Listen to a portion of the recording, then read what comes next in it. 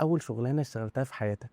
كنت نقاش. انت مش مؤسسه، يعني انت كفرد ما ينفعش تمشي عليك نفس الرولز بتاعت المؤسسه. يبقى طالب مثلا في ثانوي او طالب في جامعه وبيطنش الدراسه على اساس ان هو يقول لك لا انا اصل انا هتعلم مجال جديد واهم حاجه السكيل او اهم حاجه المهاره او كده. يعني نرجع برضه تاني نقول هل ده صح او غلط. هو كان ريسكي جدا، ريسكي جدا. هو ربنا عدها معانا ستر. انت يا باشمهندس سالتني سؤال ما عرفتش كان ايه تاني. كان كذا. الشغل ده كله انت شغال ما بين ثانوي وانت لسه طالب في اولى جامعه او تانية جامعه. هل معنى كده ان الشغل مش محتاج شهاده؟ انا دايما اقول ان الجزء النظري او العلم النظري هو توثيق للشغل العملي. يعني مثلا انت مش هتعرف تطلع حاجه براكتس تمام غير وهي متوثقه كعلم عامله ازاي. فرونت اند، باك اند، بي اتش بي، سي بلس بلس، جافا. انت حتى دلوقتي قلت لي مش عارف ويب ديفلوبر، ويب ديزاينر، اب ديفلوبر، في حاجات كتير قوي. فعايز دلوقتي اعرف خريطة المجال ده ايه هي اصلا. خريطة المجال منين بيودي على فين طب وازاي يطلع اللوجو اللوجو ده باين. عليه؟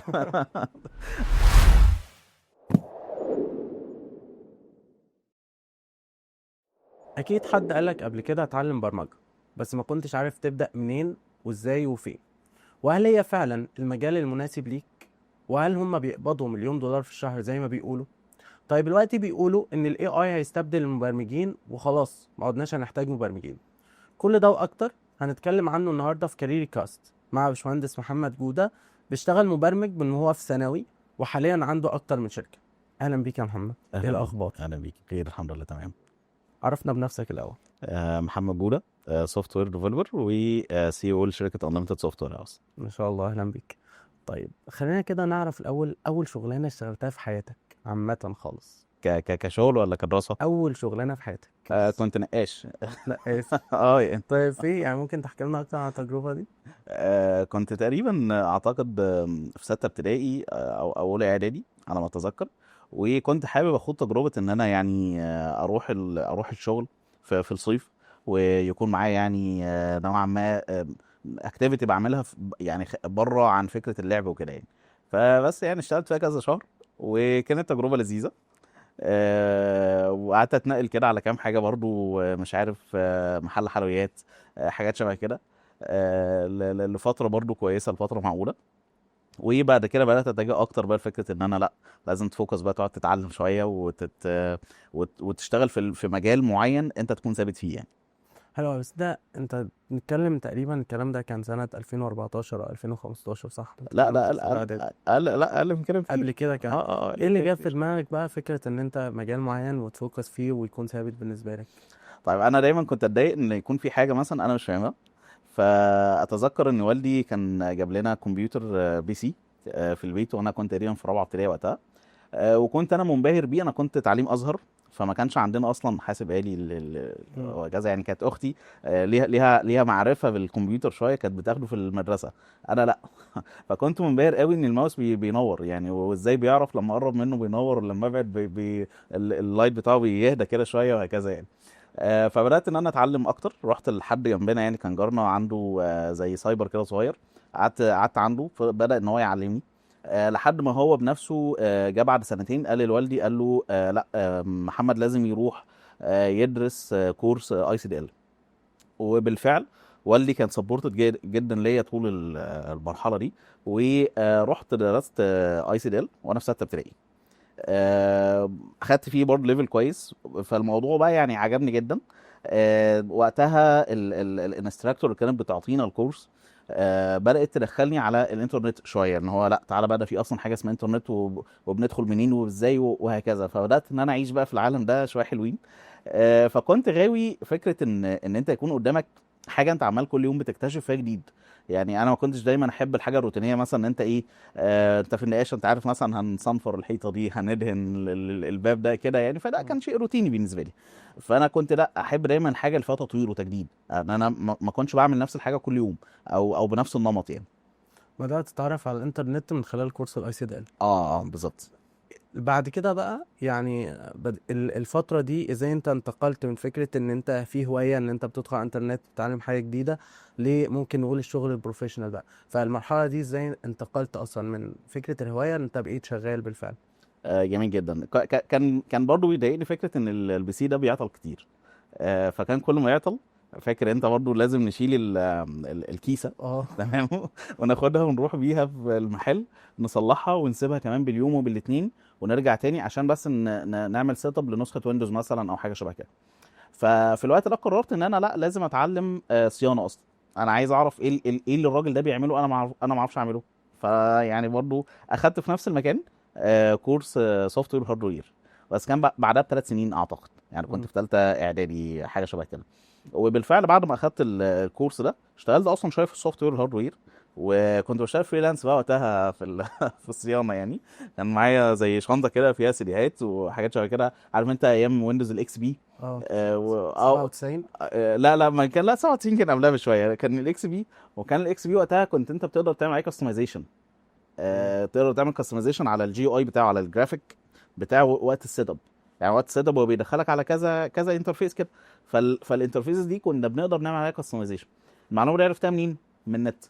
فعملت نسخه اصلا خاصه بيا، كنت بتفتح يعني اروح للعميل هنسميه العميل، احط السي دي في الجهاز عنده، وابدا اعمل السيت اب للويندوز، فيظهر صورتي مثلا، يظهر اسمي، العميل حاجات انبهر بقى. انبهر جدا اللي هو في عندنا ويندوز اكس بي ويندوز محمد جوده. بالظبط ويندوز اكس بي اصدار محمد جوده، فاهم الفكره؟ جميل قوي.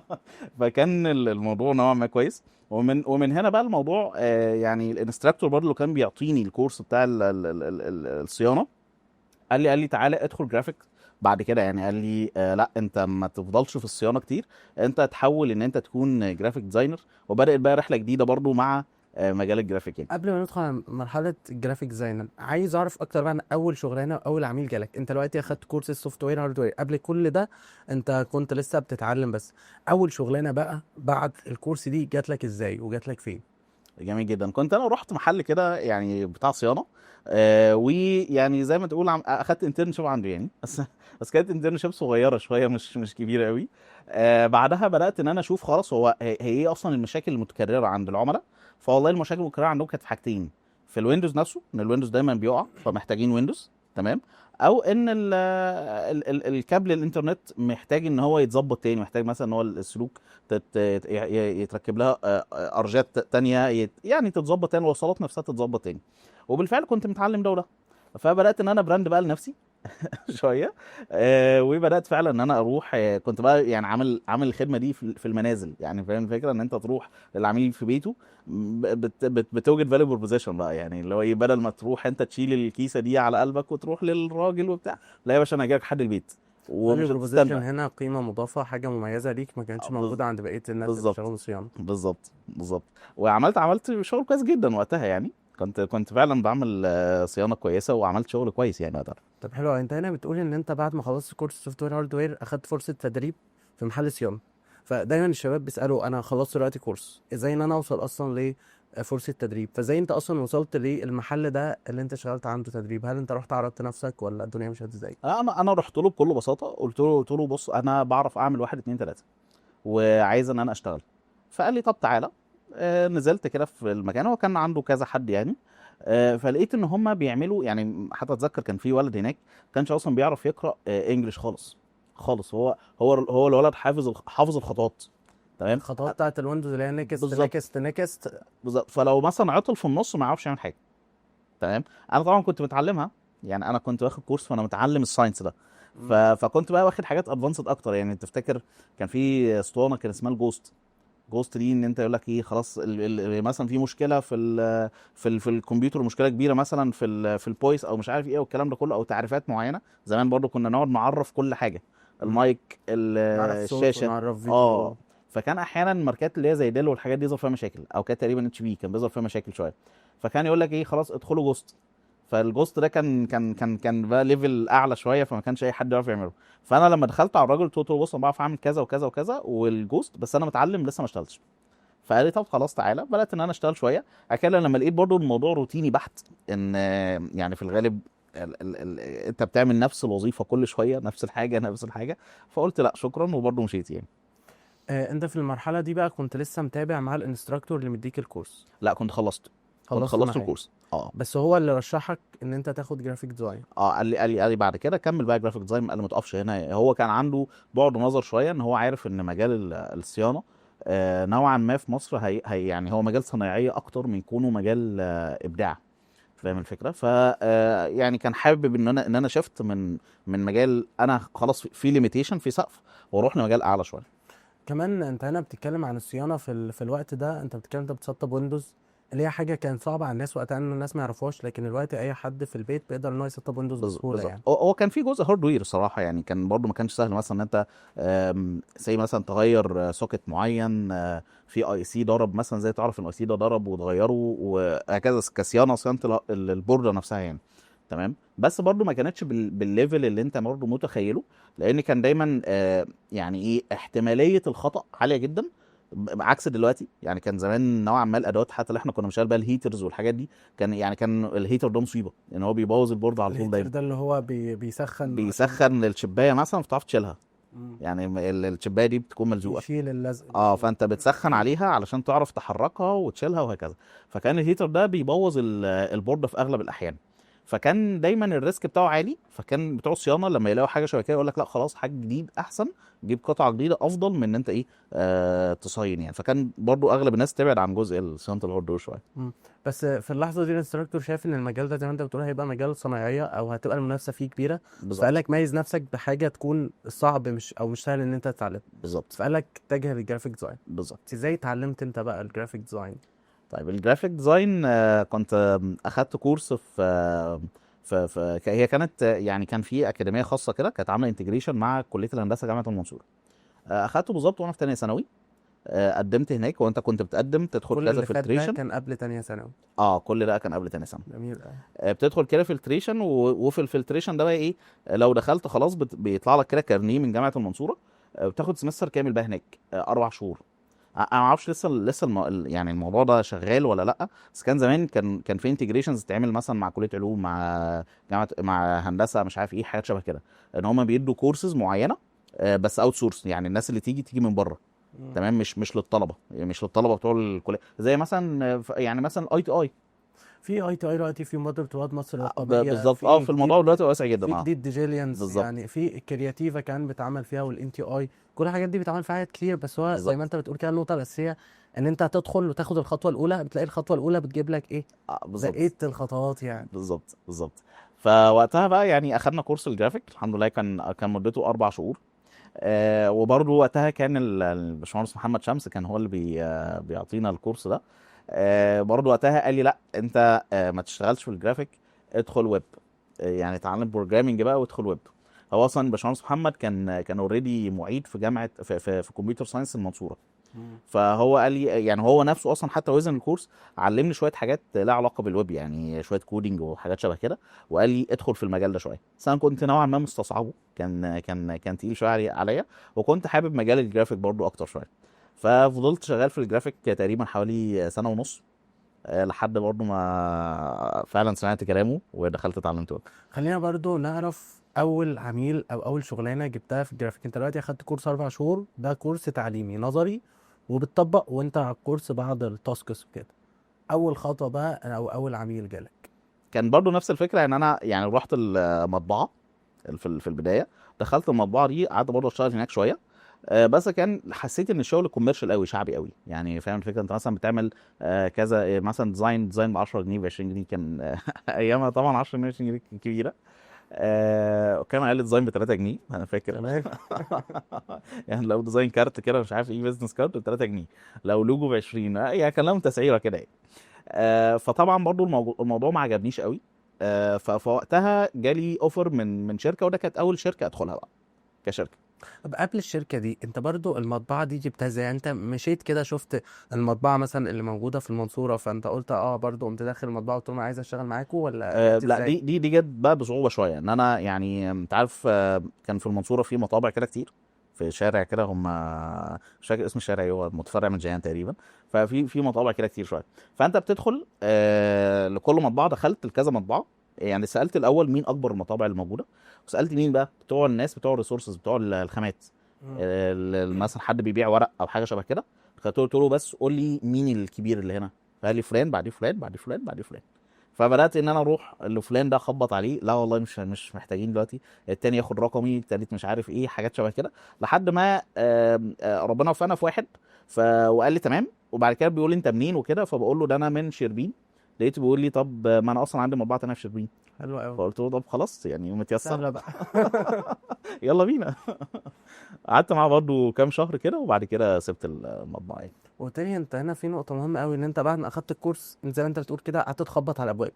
مش انت اخدت الكورس وقعدت في البيت انا عايز شغل بالظبط ومستني الشغل يجيلك، لا بالظبط. ده انت نزلت وقعدت تدور على المطابع، سألت المطبعة الكبيرة فين، وبدأت تدخل معاهم لحد ما في حد جاب لك فرصة، جاب لك فرصة من. اشتغلت في الجرافيك ديزاين لمدة سنة ونص. كل الشغل في الجرافيك ديزاين كان شغل في المطبعة نفسها ولا؟ لا اشتغلت في المطبعه تقريبا 3 شهور. مم. بعدها جالي اوفر من شركه في المنصوره. الشركه دي كانت شغاله في مجال السريلات، اللي هي بتطبع الخامه اللي بيستخدموها المطابع في الطباعه على البلاستيك. حلو. تمام. فدي نوعا ما مستوى ادفانسد برضه شويه. فحتى يعني ما كناش مثلا بنستخدم الفوتوشوب، كان لنا مثلا الستريتور او برامج معينه لازم نشتغل عليها. تمام. فدخلت هناك الشركه، لان برضو دي من الحاجات برضو المهمه اللي لازم برضو اي حد يركز عليها، ان انت ما تشتغلش دايما بالحاجه. يعني انت مثلا دخلت في مجال اكس، لقيت ان الناس اغلب الكومن تول اللي الناس بتستخدمها تول معينه، استخدمها اتعلمها وشوف حاجه يونيك جنبها. لما يكون معاك الاثنين دي حاجة متميزة. يعني حاجه متميزه كده شويه جنبها. تمام. لما يكون معاك الاثنين لا هتجو اون يعني. انا الاوفر ده جالي ليه؟ لان انا كنت شغال فوتوشوب اللي هو المطابع بيشتغلوا بيه، وكنت شغال الستريتور. فالستريتور ده ما كانش المطابع بيشتغلوا بيه اصلا، وهو كان اصعب شويه في الفهم شويه، واصعب شويه في البرودكشن بتاعه نطلع منه انتاج. بس ده له استخدامه وده له استخدامه. فانا لما كان معايا الالستريتور، الشركه بتاعته المنصوره قالوا لي تعالى، بس احنا ما بنشتغلش فوتوشوب. قلت لهم تمام، انا برضه شغال الستريتور. تمام. وبرضه دخلت معاهم شغل يعني هناك. فضلنا شغالين. بس كان بقى الفكره بالنسبه لي فين؟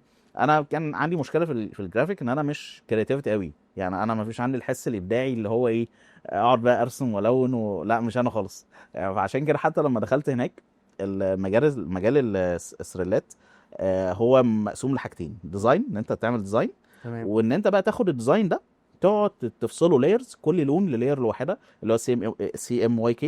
تقعد بقى تفصل كل لايرز. وعندك بقى الماكينه او الماشين اللي بتطبع هي كبيره، فبتاخد شيت كبير. فازاي بقى يعني انت مثلا جاي لك علبه شاي، وجاي لك مش عارف كيس بلاستيك، وجاي لك كذا ازاي بقى تعمل مونتاج لكل ده على الماشين عشان كلهم يدخلوا في شيت واحد، وتسيب مجالات للقص ومش عارف وازاي بقى تفصل كل لون والترتيب والكلام ده كله. ده كانت صعبه شويه قوي، لان كان الغلطه فيها بفلوس. مم. انت لو غلطت غلطه خلاص بفلوس. وفي المقابل كان مرتبها اعلى.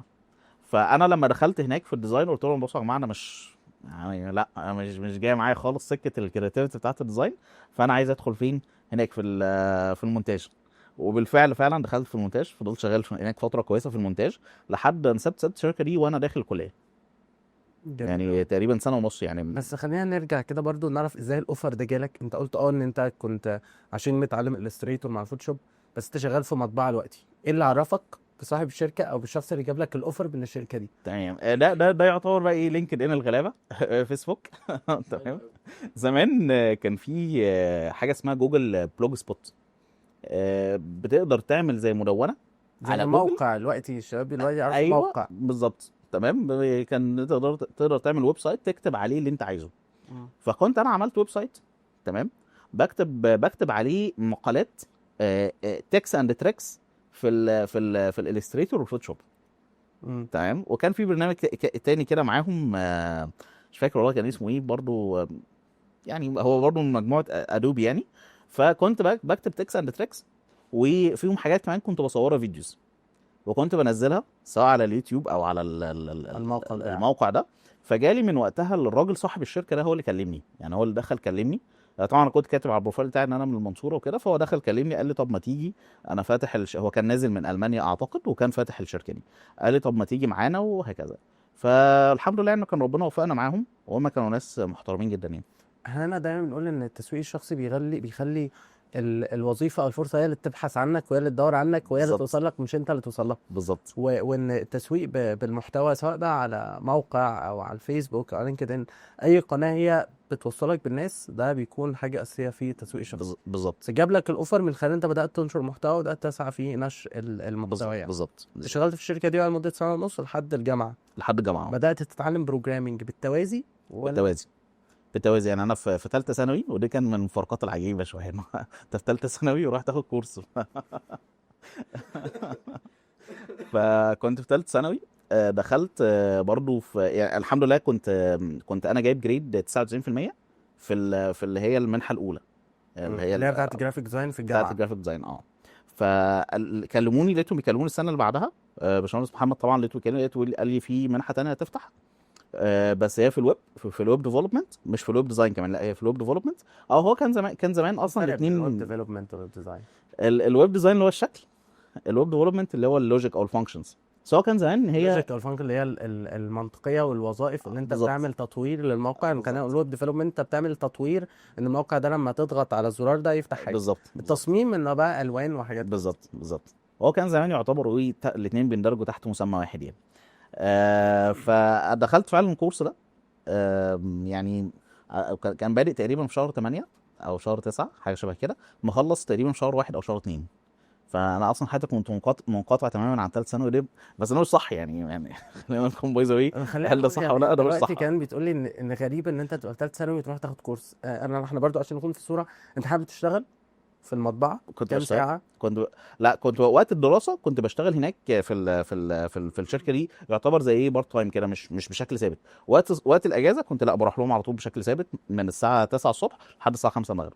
او يعني انت دلوقتي في شغل ملتزم بشغل مع المطبعه، وبدات كورس ويب ديفلوبمنت في الجامعه في المنصوره، تمام كده؟ بالظبط. وفي ثالث ثانوي وفي ثالث ثانوي يومك كان بيمشي ازاي بقى؟ يعني على الله.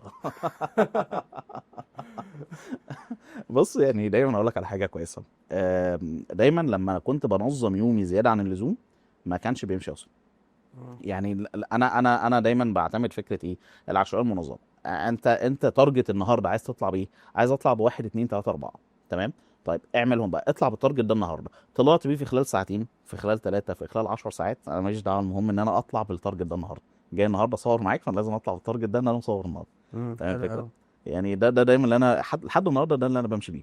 انما اعمل بلان على المستوى الشخصي لا. على مستوى الشركات طبعا تنفع وتنفع جدا، بس على المستوى الشخصي لا، ما او اعتقدش. خلينا نقول ان ده بلان بطريقه اللي احنا بنسميها تاسك اورينتد، او اللي هو يتعلق بالمهام. ان انا عندي مهام ولازم اخلصها، مش لازم ان انا احدد وقت معين لكل مهمه ومن 4 ل 4 ونص و4 ونص و5 كذا. لا، مش بالظبط. بالطريقه دي. يعني خلينا منشن هنا لتوك مهمه جدا لدكتور احمد خليل خير الله. كان بيتكلم عن الفرق ما بين التايم مانجمنت والتايم انتليجنت. تمام. فاللي احنا بنعمله ده كده يعتبر اللي هو التايم انتليجنت. انت مش مؤسسه، يعني انت كفرد ما ينفعش تمشي عليك نفس الرولز بتاعت المؤسسه. يعني مثلا لو في مؤسسه ففي حضور الساعه كذا، في انصراف الساعه كذا، في مثلا كواليتي كنترول، في مش عارف ايه وهكذا. مثلا زي الجيش، زي اي مؤسسه سواء بقى مدنيه عسكريه ايا كانت، حكوميه خاصه ايا كان. ففي المؤسسه دايما بيكون ليها الاستراكشر بتاعها اللي ماشيه بيه. تمام. انت مستحيل تعرف تعمل ده عليك انت كشخص. ليه؟ لان انت صاحب القرار، انت السي او زي ما بنقول، وانت برضو المنفذ، انت الموظف اللي بتكسكيوت القرار ده جوه نفسك، مم. وانت الكواليتي كنترول اللي بتراقب على القرار ده بتاع نفسك. فطبيعي انت هتطبقها مع نفسك. انت تمام. الخصم والحكم زي ما بالظبط بيقولوا. يعني. فالتايم انتليجنت هنا احسن بكتير جدا من التايم مانجمنت. تايم مانجمنت، التايم انتليجنت اللي هو ذكاء الوقت او التعامل مع الوقت بالظبط بذكاء، مش بس اداره الوقت. بالظبط. جميل قوي. طيب في هنا نقطه مهمه بقى ولفته مهمه، ايه الا وهي البيت بقى. الحاجه الوالده الله يكرمها، يعني الله يحفظها، دايما هم في البيت ثالث ثانوي والدراسه، ويا ابني انت الدراسه فازاي هي بقى كانت بتتعامل مع الحاجات الكتير اللي انت بتعملها دي، وازاي انت ممكن نقول بقى بتدير السياسه الداخليه في البيت عندك؟ اصلا انا كنت دايما متعود في البيت ان انا ايه، امشي بمنطق اللي هو يعني ما تكشفش كل ورقك. فاهم الفكره اللي هو هو كان في الغالب والدي ووالدتي يعني واثقين فيا شويه، اللي هو خلاص هو فاهم هو بيعمل ايه او عارف هو بيعمل ايه. وانا كنت متفق معاهم اللي هو انا هنجح. يعني انتوا عايزين انجح فانا هنجح مثلا في اولى ثانوي خلاص انا هنجح. لان انا كان ليا عقليه برضه غريبه شويه حتى في الدراسه نفسها. يعني انا ما كنتش مثلا احب اخد دروس قوي. يعني كنت باخد دروس في الحاجات الاساسيه.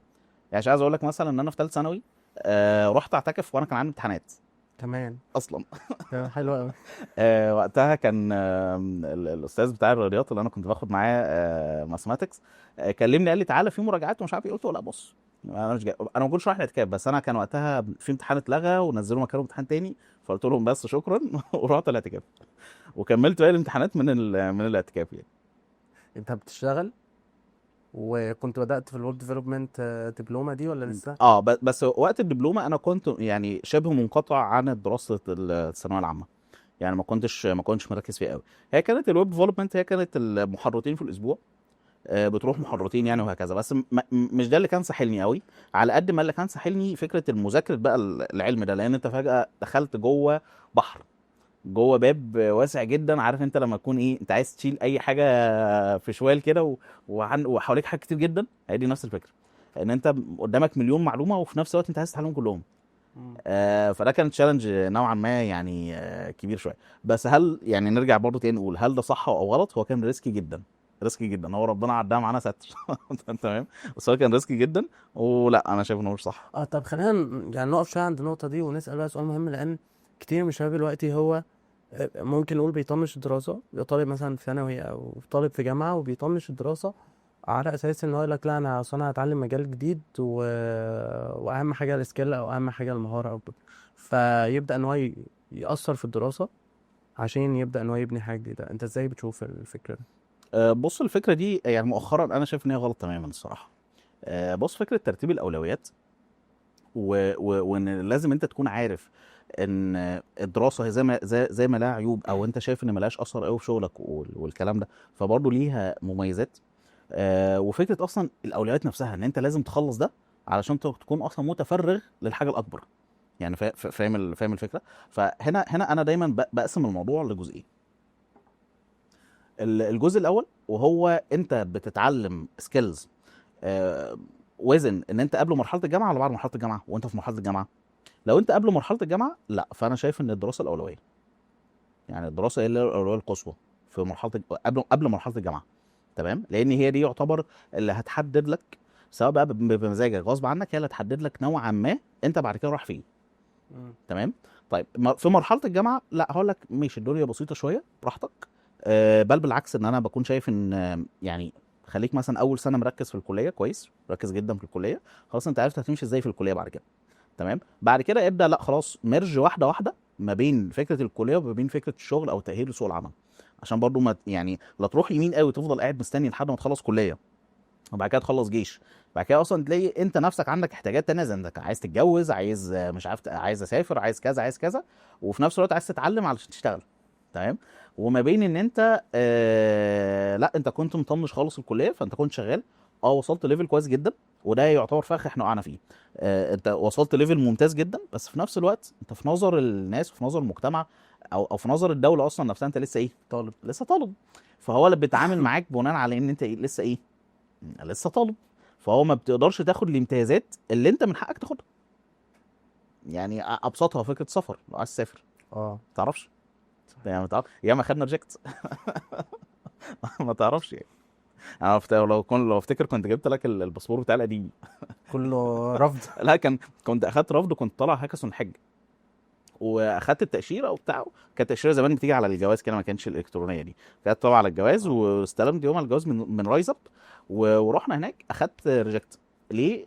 كنت هم بلغوني قبلها بوقت قليل جدا، فما لحقتش اطلع اللي هو التصريح السفر. اه فوقتها في المطار بعد ما اعطوني ختم القبول ان انا يعني ختم المغادره، لغاه تاني وقال لي لا انت ما ينفعش تسافر عشان ده التصريح. كان ايه هاكاثون الحج؟ هاكاثون الحج كان إيه ده؟ من اعتقد كان قبل كورونا بشويه. هاكاثون الحج ده زي مسابقة للمبرمجين او حاجة؟ يعني هم لغوها اعتقد بعدها. يعني هي اتعملت يعني سنه او اتعملت سنتين، بس تاني سنه منعوا المصريين. يعني مش فاكر، بس هو ما كملتش يعني. بس هي كانت هاكاثون او هي فكره هاكاثون اصلا كانت انتشرت فتره قوي. يعني ايه هاكاثون اصلا؟ بص يا سيدي، هاكاثون ده كانت مسابقه 3 ايام داخليه. مم. بمعنى ايه؟ ان انت كنت بتدخل مثلا في كومبيتيشن. يعني كانت برضه بتتعمل هنا في مصر. يعني كانت بتتعمل، كان اللي بيستضيفها تريام في فندق تريام في اللي هو تبع القوات المسلحه. فبتدخل مثلا انت جوه الفندق في روم كده مفتوحه كبيره قوي، قاعه كبيره، ومعاك بقى مشاركين او تيمز تانية من كل مكان، وكل تيم له بارتيشن. وانت قاعد 3 ايام، 3 ايام كاملين جوه المكان. انت مم. واكل شارب نايم قاعد كله في نفس المكان. شغال على فكره مثلا، سواء هي كانت بزنس او بتعملها ديفلوبمنت من بزنس لسوليوشن، او عندك اصلا مشكله نفسها وبتوجد لها سوليوشن معين او هكذا. تمام. وفي الاخر خالص بيكون في زي جادج كده، ان هو انت تحكيم، لجنه تحكيم وبتاع، وبتعرض تطلع تعرض السوليوشن بتاعك، وبيكون بقى في اول 3 واول 10 اول 10 مراكز وهكذا. بيكون في شركات تعمل هانتنج للناس دي. فرغم ان انت اتأهلت من مصر، ان انت اكيد كان في عدد معين بالظبط، كان في مختار من تأهيل فعلا. مصر ان انت تسافر السعوديه، ما عرفتش بالظبط. تسافر بسبب ان انت كنت لسه ما خلصتش دراسه. بالظبط جميل. للاسف. انا برضو بخصوص موضوع الدراسه ده يعني عندي مشاركه ان انا في نقطتين. اول نقطه ان الدراسه بتكون او بتشتغل على مهاره مهمه قوي، الا وهي الكوميتمنت او الالتزام. انت الواجب بتاعك دلوقتي ان انت تذاكر وتنجح، فلما انت بتأثر في الواجب ده، للاسف انت ساعات بتتعود ان انت تأثر في الواجب بتاعك على طول. ده اول حاجه. تاني حاجه ان انت لما بتجيب التقدير بتاع الجامعه اللي هو امتياز او جيد جدا او كده، ممكن مش بس ال الوظيفه اللي انت بتقدم عليها ان هي بتقبلك عشان انت جايب امتياز فانت شاطر تكنيكال، لا، هو في عندهم هنا اشاره ان انت، لا، انت الشخص ده كان ملتزم في الواجب بتاعه يعني. بالظبط. تالت نقطة بقى، وشايف ان دي مهمة، ان احنا دلوقتي يعني محمد معانا بيحكي لنا عن ازاي هو تجربته بشكل ما نجحت في الدمج ده. ولكن للأسف مش كل الناس هيبقوا في عندهم من الالتزام ان هم يقدروا يدمجوا ما بين بقية الحاجات. فالقاعدة العامة ان لا، الدنيا انت امشي ممكن نقول بالطبيعي، ولكن اخر نقطة بقى هنا هي ان احنا هنا مش لازم ان احنا نرجح حاجة على حاجة. لا، بالظبط انت صح. مطلوب منك ان انت في الزمن بتاعنا ان انت تدرس، وفي نفس الوقت ان انت تتعلم مهارة تقدر ان هي تساعدك بالظبط. في المستقبل يعني، او تقدر ان هي تساعدك ان هي تأمن لك فرصة عمل بعد كده. كلامك مظبوط جدا في النقطه دي، خاصه يعني فكره ايه، انا بسميها فكره الترانسفورميشن الناعم، التحول الناعم. يعني فكره ايه، بص المشكله دي انا واجهتها في حياتي مرتين، في فكره الشغل والدراسه، وفكره الشغل ان انت شغال في مكان وعايز تفتح انت بقى شغل خاص بيك. يعني برضو دي كلنا بنقع فيها. اي حد عايز يفتح شغل خاص بيه فخلاص بيعمل ايه، خلاص انا هلاقي اوف من الوظيفه اللي انا كنت فيها واروح على طول اخد افتح بقى مكان خاص بيا او هكذا. عشان كده بنلاقي قصص فشل كبيره. ليه؟ لان هو برضو وقع في نفس المشكله. تمام. هي برضو نفس الفكره بالظبط اللي انت بتتكلم فيها، اللي هي فكره تحول نعمل، اللي هو ايه، انا دلوقتي طالب خلاص، انا لازم اكون في وضعيه المتعلم، لازم ان انا اكون تمام، اشوف ايه الكوميتمنت بالنسبه لي او الالتزام اللي المفروض ان انا اعمله كطالب لاتجاه الكليه دي. وفي نفس الوقت برضه اخد الحد الادنى. يعني هل مثلا شرط ان انا احصل على الامتياز في الكليات اللي هي شبهنا؟ انا ما اعرفش طبعا بالنسبه للكليات الثانيه او المجالات الثانيه، بس الكليات مثلا اللي هي شبهنا اللي هي هندسه كمبيوتر ساينس الحاجات دي كلها، انا كنت كمبيوتر ساينس. بقول لا، يعني هي ملهاش فعليا فايده قوي في الشهادات بره او كده. ولكن ايه اللي له فايده؟ ان انت تكون وقت ما انت كنت بتدرس انت كان ليك شغل بره، انت كنت بتشارك مثلا في حاجات بره. وبرضه الكليه نفسها، يعني انا اقول لك على حاجه بسيطه جدا، الهاكاثونز دي اللي احنا كنا بنتكلم عليها من شويه، ما ينفعش تدخلها اصلا غير وانت طالب. يعني لازم عشان تدخلها لازم تكون طالب. هي للطلبة بس. بالظبط. يعني انا افتكر في تاني هاكاثون كان في برضه هاكاثون لذيذ جدا، اتمنى الشباب بتوع عين شمس لو بيسمعونا دلوقتي يعيدوه تاني. كان اسمه 01 هاكاثون. فكنت انا شاركت فيه مرتين تقريبا او 3، لا طبعا تقريبا مرتين. ففي تاني مره انا كان جالي جوب اوفر كويس جدا، وده كان يعني عمل تحويل معايا انا ما كنتش متخيله. يعني انا ما كنتش متخيل ان انا ممكن اتحول التحويل ده. يعني لكن انت تتخيل مثلا انا كنت شغال في شركه في شارع وادي النيل اللي هو في ميدان لبنان. تمام. وانا كنت ساكن فين اصلا؟ في 10 رمضان. سفر قد ايه ده؟ تخيل المسافه كبيره جدا. فانا كنت لازم اصحى من بدري قوي عشان انزل، وما كانش بقى وقتها فكره عايزين نقول اصلا ان انت في الاساس من المنصورة، فانت مقيم في العاشر من بالظبط. رمضان، اقامة مغترب. بالظبط. يعني ومقيم ليه في العاشر من رمضان لان كانت ارخص. وفي نفس الوقت كان السالري اللي انا باخده ما كانش يسمح لي ان انا اخد بقى سكن قريب شويه للشغل او حاجه زي كده. في الوقت ده لما شاركت في الهاكاثون وجالي جوب اوفر في الهاكاثون تقريبا يعني 150 زياده في المية على السالري بتاعي. فده كان بالنسبه لي رقم ممتاز، يعني لا تمام. فبدا ان هو خلينا ان انا اتحرك اصلا. يعني اتحركت بقى خلاص، كانت الشركه دي في المعادي فرحت المعادي ونقلت بقى سكني ونقلت حاجتي وبقيت في المعادي وهكذا. فاللي اقصده ايه، ان الكليه نفسها مش شرط ان هي تدي لك الفاليو بتاعت السوق على طول بشكل مباشر. انت دايما شوف انت ازاي تقدر تستفيد منها في ايه. فكان من ضمن الاستفاده مثلا هاكاثونز، من ضمن الاستفاده في مسابقات عالميه هي شبه الهاكاثونز كده. في مسابقه مشهوره قوي في هندسه وفي كمبيوتر ساينس اسمها اي سي ام. اس ام هي بروبلم سولفنج في الاساس، بتتعمل على مستوى مصر. يعني على مستوى كل دوله، بعد كده على مستوى ريجن، مثلا هنا مثلا في مستوى مصر، وبعد كده مستوى الشرق الاوسط، بعد كده على مستوى العالم. تمام. فكنا برضو بنشارك فيها. كان لازم عشان تكون مشارك فيها لازم تكون تبع كمبيوتر ساينس او اي علاقه لها علاقه بالهندسه او الكمبيوتر ساينس او كده. وفي نفس الوقت كانت الجامعه بتدفع رقم فيها، يعني اعتقد كان السبسكريبشن بتاع كل واحد كان حوالي $500 وقتها، كفيز بس لمشاركتك في المسابقه. والجامعة هي بتتكفل هي بتتكفل. وبالتالي احنا هنا عايزين نقول ان الجامعة بتدخلك في وسط مجتمع، بالظبط. وفرص بتكون موجودة جوه الجامعة. بالظبط. طبعا انت هنا قلت بعض الفرص الموجودة لهندسة وحاسبات، في عندك كمان مسابقات تانية، يعني مثلا في الأكاديمية البحرية بتعمل رالي ستارت اب كومبيتيشن لطلبة الجامعة، ودي ممكن كل الجامعات في كل الكليات يشاركوا فيها. في عندنا هالت برايس كانترناشونال. في عندك كمان فرق طلابية تبع جوجل وفرق طلابية تبع مايكروسوفت. وبالتالي الجامعة بتفتح لك فرص جديدة. فانت هنا برضو كطالب في الجامعه، عايزين نقول يعني انت كطالب في الجامعه، انت مش طالب بس، لا انت مطلوب منك ان انت تبقى طالب في الجامعه وتلتزم في الجامعه، بس في نفس الوقت ايه، محتاج ان انت يكون في عندك نشاط موازي فيه، مش بس تطوير مهاره ولكن الاندماج في المجتمعات المختلفه يعني. بالظبط. وانت بقى شطارتك على حسب انت عايز تجون في الكوميونتي دي على انه اتجاه. يعني مثلا اشهر كوميونتي موجوده في كمبيوتر ساينس وهندسه وكده اللي هي اي تريبل اي. اه طبعا. تمام. فاي تريبل اي مثلا انت ما ينفعش تكون ممبر فيها او عضو فيها وانت مش موجود في كليه، او انت مش طالع اصلا كطالب في كليه مثلا وهكذا. بعد الاي تريبل اي في حاجه تانية اعلى اسمها الواي بي، اللي هي اليونج بروفيشنالز. تمام. وزن بقى انت الاي تريبل اي يعني، وانا كنت في الاي تريبل اي، كنت انا برضو ممبر في الاي تريبل اي، قعدت هناك تقريبا 4 سنين. بعدها كنت بقى في الواي بي فتره كده، او مش في الواي بي بشكل بشكل اوفيشال يعني لاسباب هيطول شرحها.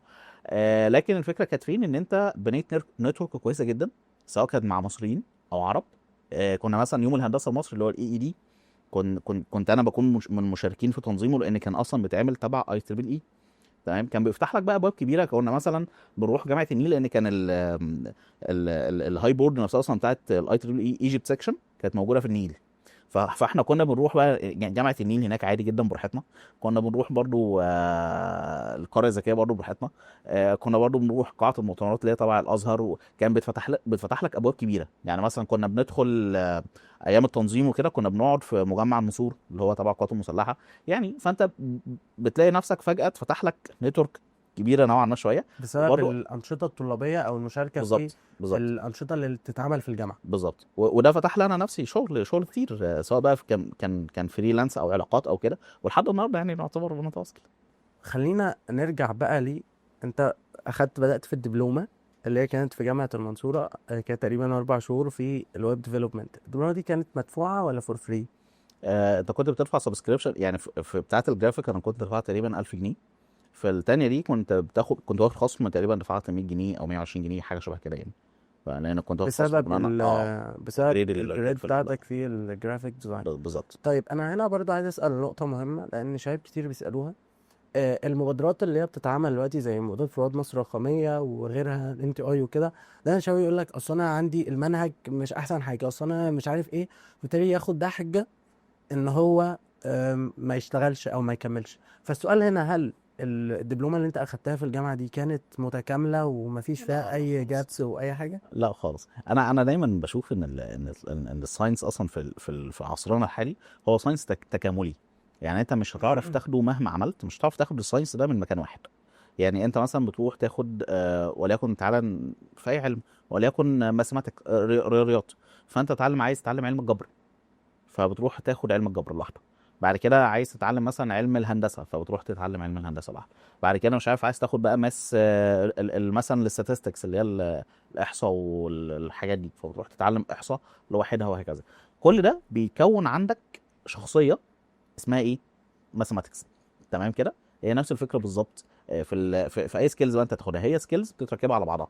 فانت مثلا هتروح تاخد كورس معين، هو الكورس ده بيفتح لك الابواب قدامك، يقول لك خلي بالك هو في كذا في كذا في كذا في كذا. بيدي لك يعني نوعا ما ايه النولج بيز. تمام. وانت بقى الهيكل بتاع العلم. بالظبط. النولج بيز بتاعتك اللي هو الاستراكشر بتاعك اللي انت المفروض تبدا تمشي عليه. تمام. عشان كده اقول يا جماعه ان مش يعني مثلا حتى لو احنا بنعطي كورس او كده، او بنشارك في حاجه خيريه فيها كورس او كده، او حاجه تعليميه، نقول ان الموضوع مش ستاتيك، مش حاجه ثابته. انت بتتعلم بتتعلم ازاي تستخدم الريشه.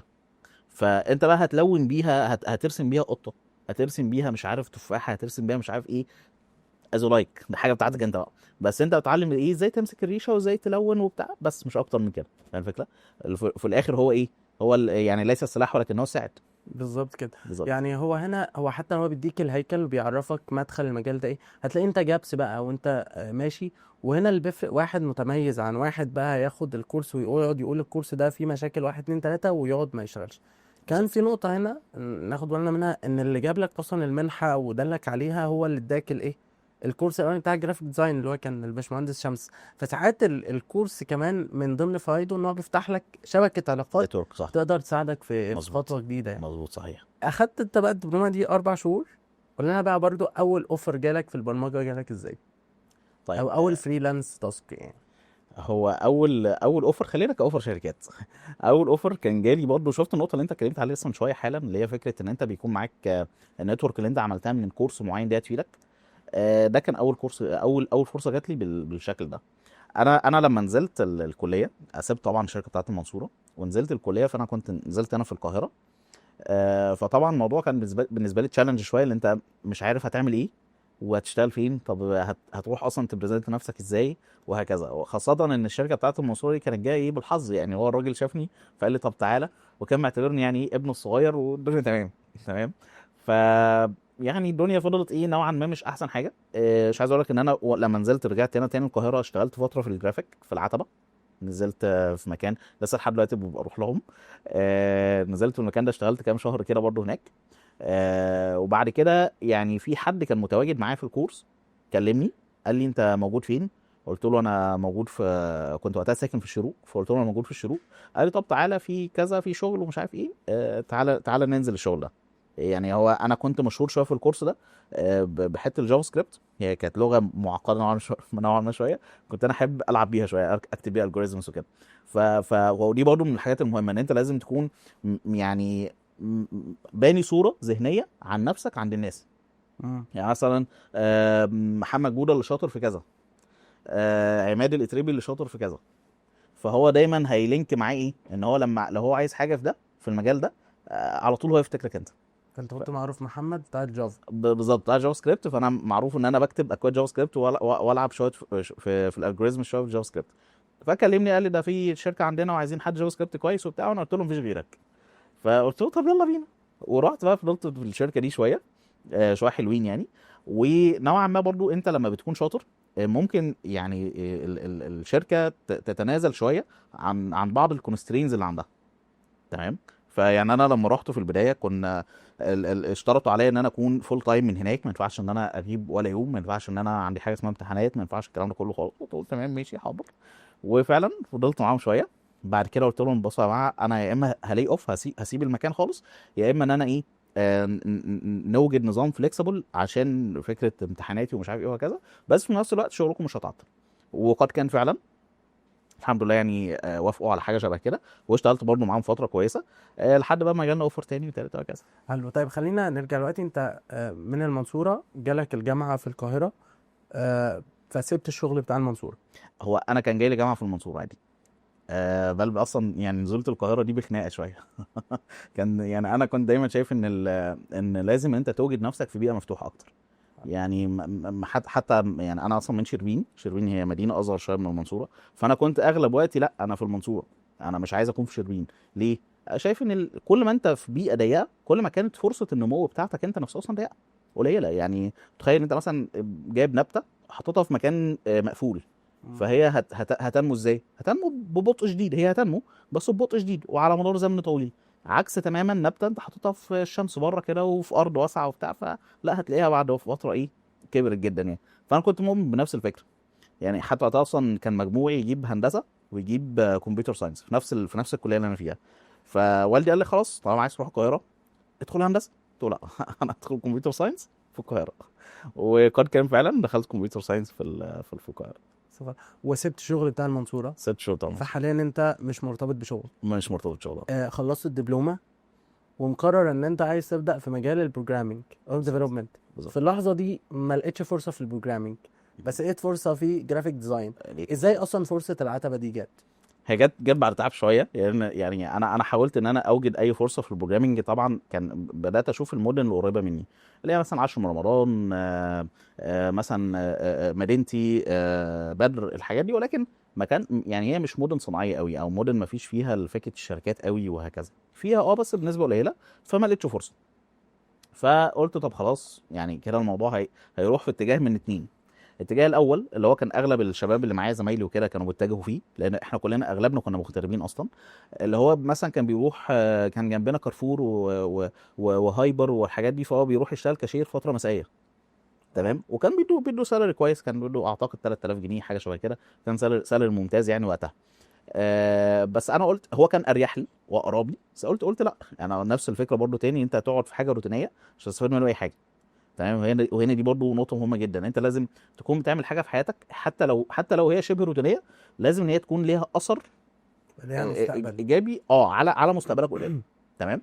فقلت في الوقت ده لا خلاص، انا هنزل، لو ما لقيتش في الديفلوبمنت، ما لقيتش في البروجرامينج، اشتغل في الديزاين. طب مين يا جماعه، فين المنطقه اللي شغاله في الديزاين؟ قالوا ده في العتبه. هناك في العتبه في منطقه كده، ما بين العتبه وهي محطتين، محطه العتبه والمحطه مش فاكر اسمها، محمد نجيب اعتقد. مش عارف فهي ما بينهم المنطقه دي. فقلت لهم خلاص ماشي، ونزلت فعلا العتبه كده نزلت فاضي، برضه زي ما عملت في زي ما المنصورة. عملت في مين هنا المنصورة. اللي بيشتغل في الطباعة يا جماعة؟ بالظبط. بالظبط. بس ليه بقى الموضوع هناك مختلف؟ بعيد بقى ان اكشاك، تعتبر مطبعه بس هي كشك فاتحين في زاويه كده مش عارف ايه بتاع. فلحد برضه الحمد لله لما سالت عن مطابع لقيت مطبعه برضه كويسه. طلعت كلمت صاحب المكان، كان موجود هناك، كان راجل كويس جدا، عم سيد وتعرفت عليه وقال لي طب تعالى. وفعلا كنت شغال هناك، فضلت شغال هناك تقريبا معاه، اول ترم كنت شغال بالكامل هناك معاه. يعني الشغل اللي انا رحته بعدها كان في تاني ترم، في الترم التاني.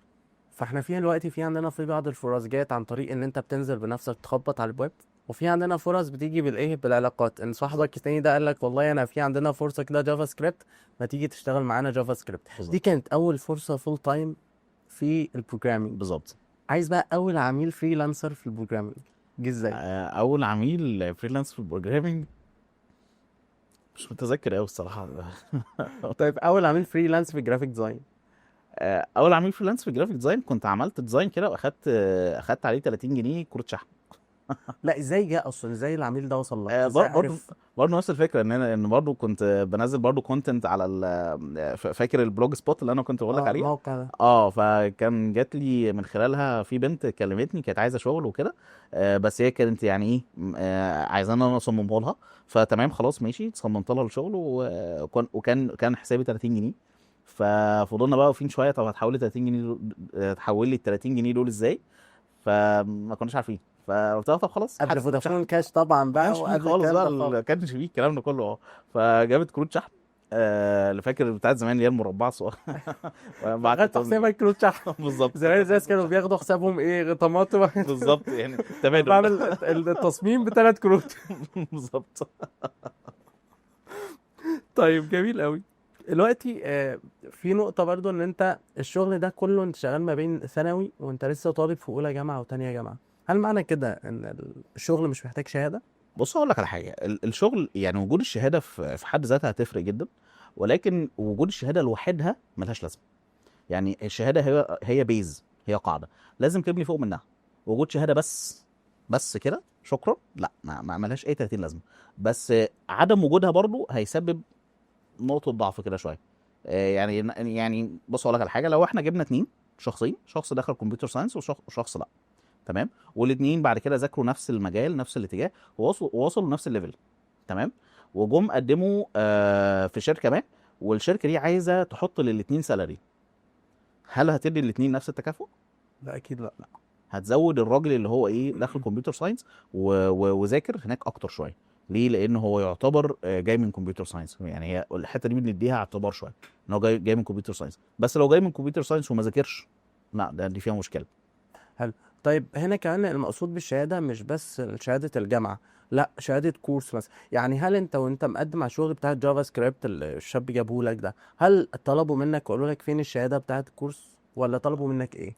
طيب بص، هو في مجالنا الشهادات لا تثبت كفاءتك. فانت دايما الكفاءه بتثبتها ازاي؟ برودكتيفيتي.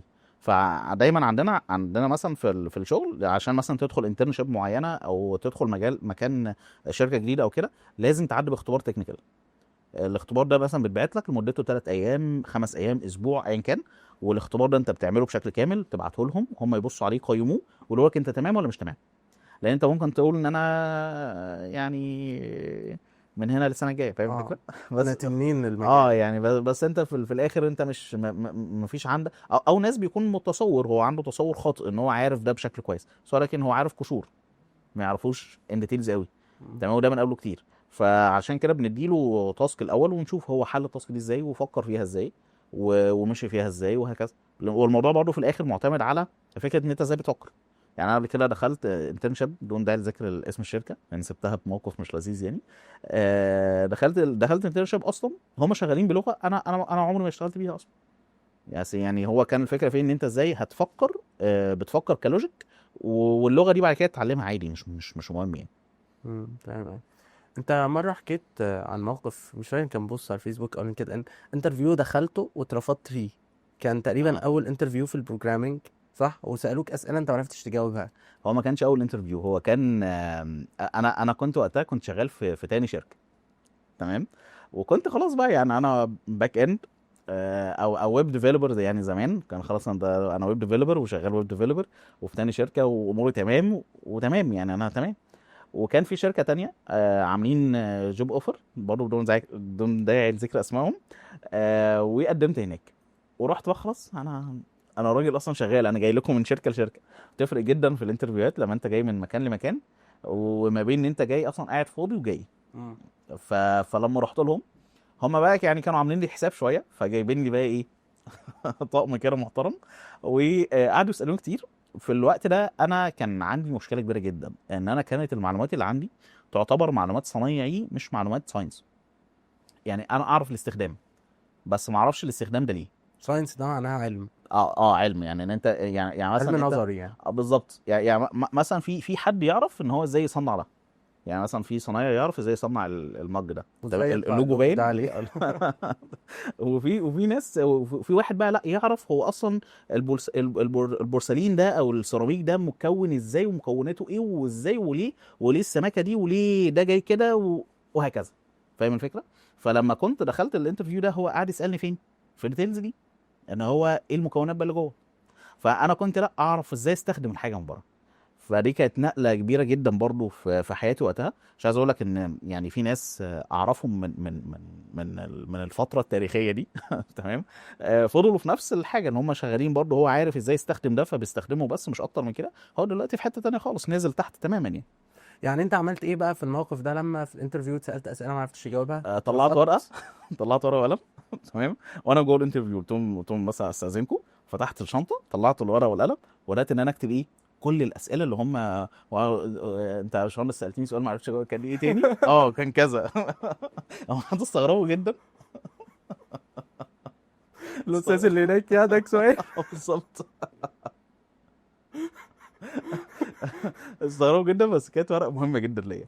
فانا يعني مليت ورقه ايه فور كده وش وظهر تقريبا واخدتها بقى وروحت البيت. يعني كان كل طاقه احباط الصراحه يعني. انت ما اتعلمتش اي حاجه يعني انت على الله. فقعدت بقى اذاكر تاني واشوف وهكذا يعني. الحمد لله برضو ده كان فرق يعني معانا شويه. حلو. يعني هنا خلينا نقول بقى هل العلم النظري مفيد؟ يعني شباب برضو بندخل مثلا بعض الكورسات مثلا بس الكلام ده نظري، اهم حاجه الشغل ان انا ابدا اشتغل وانزل اشتغل وكده واطبق. فهل العلم النظري والجزء النظري والمقدمه دي مفيده ولا لا؟ انا دايما اقول ان الجزء النظري او العلم النظري هو توثيق للشغل العملي. يعني مثلا انت مش هتعرف تطلع حاجه براكتس تمام غير وهي متوثقه كعلم عامله ازاي. ان العلم في العموم، العلم او يعني انا شايف ان العلم هو ابداع. ان انت مثلا بتعرف تبدع في حاجه معينه، فصنعت حاجه، يعني انت بتصنع منتج فعملت فيه طفره، فده ابداع منك. لو انت ما عملتش ده دوكيمنت، ما حولتوش في شكل دوكيومنتيشن بشكل نظري، انت مش هتعرف تعيد نفس الابداع ده مره تانية. او الابداع ده هيموت بموتك، او الابداع ده هيموت بان انت قلت خلاص شكرا انا مش هشتغل الشغلانه دي تاني. فاهم الفكره؟ فدايما عشان تعرف تطور، يعني حتى في الشركات، في سيستم الشركات، او حتى لو انت بتتكلم على مستواك الشخصي، لو انت مثلا حاطط جدول مذاكره مثلا، مفيش واحد بيقول ايه انا هذاكر وخلاص كده، لا، في واحد بيقول انا هذاكر بس النهارده مثلا ذاكر ماده كذا، بكره هذاكر كذا، او هذاكر بالقدر الفلاني او بالطريقه الفلانيه وهكذا. تمام، بتبدا بعد كده ايه تحسن. في حقيقه الامر المذاكره ده البراكتس، والجدول ده الايه ده النظر يعني. ده مهم وده مهم. ده مهم، الاثنين مكملين لبعض، واحد فيهم من غير التاني لا يعني براكتس بس من غير نظري فانت هتكون صنايعي، ونظري بس من غير براكتس فانت هتكون دكتور جامعه يعني. ده الفرق بين العامل والمهندس. بالظبط. العامل مهم في الموقع، بس المهندس اللي بيشرف عليه مهم. فرق بين العامل والمهندس ودكتور جامعه. مم. تمام كده. طيب هل معنى كده برضو ان دكتور الجامعة ده أو العلم النظري بس كده مش مفيد؟ لا، لا خالص، بنشوف نماذج سيئه جدا في الحته دي، الا اذا كان لا هو هو لا مهتم. ايه بالظبط؟ لا ايه، مش مفيد لا خالص. مش مفيد خالص، لا طبعا هو مش مفيد اطلاقا. يعني اقول لك على حاجه كويسه، آه، في ليه مواقف كتير في الموضوع ده مع دكاتره الجامعه بالذات. احنا العلم اللي احنا فيه او اللي احنا بندرسه هو علم متطور بشكل عنيف، فانه انت ما كنتش متابع العلم ده وتطوراته وهو رايح لفين وجاي منين وهكذا، خلاص انت هتقع.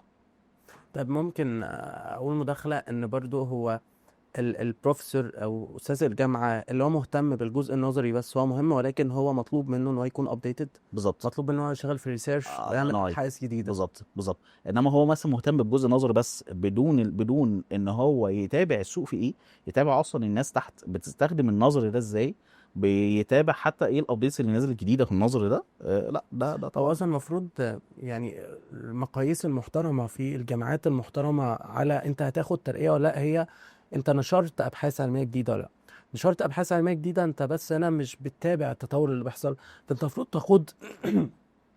المفروض انت بتقود التطور. فانا بعمل الريسيرش النظري، وبعد كده ادي لي محمد عنده unlimited سوفت وير، اقول له يا محمد شوف الفكره الجديده دي.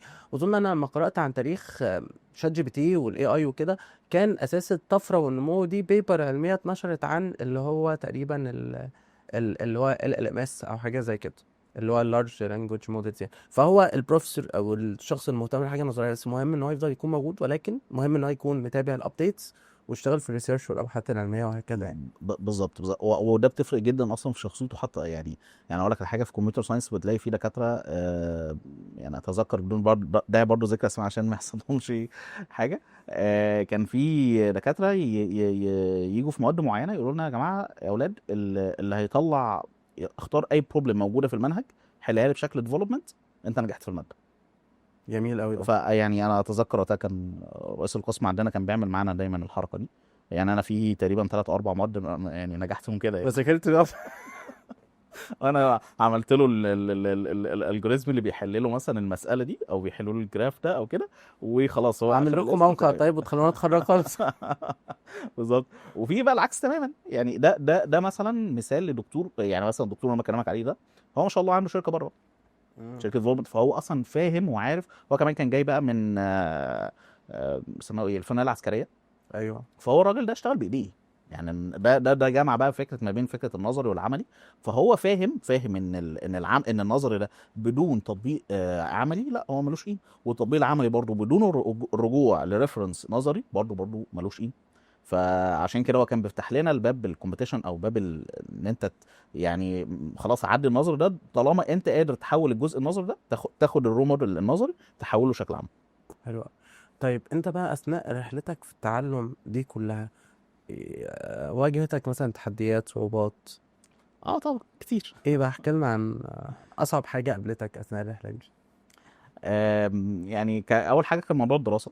طبعا انت يعني ازاي تكون فيتابل ما بين الكليه وما بين سوق العمل او ما بين شغلك اصلا عامه، خاصه يعني كنا زمان شويه الموضوع كان ايه عنيف نوعا ما كانش فيه فليكسبيليتي بقى للورك فروم هوم ما كانش فيه اصلا فيه تولز ان احنا نشتغل من بره. يعني احنا يعني مش عايز اقول انت لك ان احنا بتستلم كنا فلوسك كروت شحن. يعني بقى متخيل مثلا. يعني مثلا كانت الطريقه الوحيده اللي احنا عشان نستلم بيها مثلا مرتباتنا لو هي بتتحول لنا من بره كان ويسترن يونيون، امم. بس ما كانش فيه غير كده يعني. ما كانش فيه بقى دلوقتي الموضوع اتطور قوي والموضوع يعني بقى اوسع شويه. فكان ده مثلا من ضمن مشاكل كبيره. كان برضو من ضمن التحديات فكره ان انت الليميتيشن بتاع التعليم بتاع الريسورسز اصلا، يعني انت مفيش معاك ريسورسز كبيره او كتيره تتعلم منها. يعني اتذكر في انترنشيب كنت داخله، والانترنشيب ده يعني انا داخله وانا كنت في تاني شركه برضو. يعني قدمت عليه وانا في تاني شركه. وكانت الفكره بالنسبه فين ان الانترنشيب ده كان كبير شويه، فقدمت عليه ودخلت. فهم كانوا شغالين بلغه انا ما سمعتش عنها اصلا قبل كده خالص. ولما دخلت ابحث، هو تقريبا يعني مفيش شركه في مصر شغالين باللغه دي غيرهم اصلا يعني. مش عارف ليه هم شغالين بيها الصراحه. آه، فدخلت ان انا اسيرش الايه، ما لقيتش غير ماتيريالز هندي. فانت كنت بتضطر ان انت تقعد تذاكر. هلو ماي براذرز. يعني بالظبط. هو كان بيتكلم هندي يعني، كان مش عارف، ما كانش انجليزي كمان اصلا. هندي. يعني انا مش عايز اقول لك ان في كورس اسباني انا اخدته. اخدت كورس مشروح بالاسباني، وده مؤخرا يعني مثلا من 3 سنين. الكورس مشروح كامل بالاسباني، ومالوش اي ترانسليشنز. وانا بمشي وراه ازاي، والمشكله فيه ان هو مش كورس فور فري، ده انت دافع فيه فلوس. تمام. وبس انت بتشوف هو بيعمل ايه وتطبق وراه. يعني من حاولت غير. جس وات هو عمل دي عشان دي. فاهم الفكره؟ طيب ازاي اتعاملت مع مشكلة اصلا الدمج بين الدراسة والشغل؟ لا ما عرفش اتعامل معاه. مش انا يا جماعة السؤال ده بصراحة. لو منتظر مني حل فانا لا، ما قدرتش اوجد لها حل يعني. فكرني فعلا بدكتور هو طبيب بشري برضه، كان مؤلف كتاب كده، كتاب متميز في مجاله قوي يعني. فبيقولوا له بقى، قولوا لي بقى ازاي انت كنت بتوازن ما بين التأليف وما بين الطب وما بين الدراسة؟ قال لهم والله يا جماعة صراحة أنا كل ما أظبطها من حتة تبص على حتة تانية. طيب فشكرا قوي على الصراحة في دي. بس تقدر تقول لي حتى تجربتك؟ طيب، يعني انا قعدت في كمبيوتر ساينس كتير شويه. شويه حلوين. قعدت 9 سنين. ان شاء الله. هي اصلا المفروض تخلص في 4 يعني. اه ف9 ده رقم بس رقم صعب. ده قاعد بإرادتك ولا أنت؟ بص، جزء فيه كان بإرادتي، جزء بقى فيه لا غصب عنك بقى لازم تقعد يعني. فاهم مم. الفكره؟ يعني انا كنت في اول سنتين كنت متساهل شويه في الموضوع بسبب ايه؟ ان انا لسه قدامي بدري، وانا المهم عندي الشغل وانا شغال، والدنيا معايا تمام.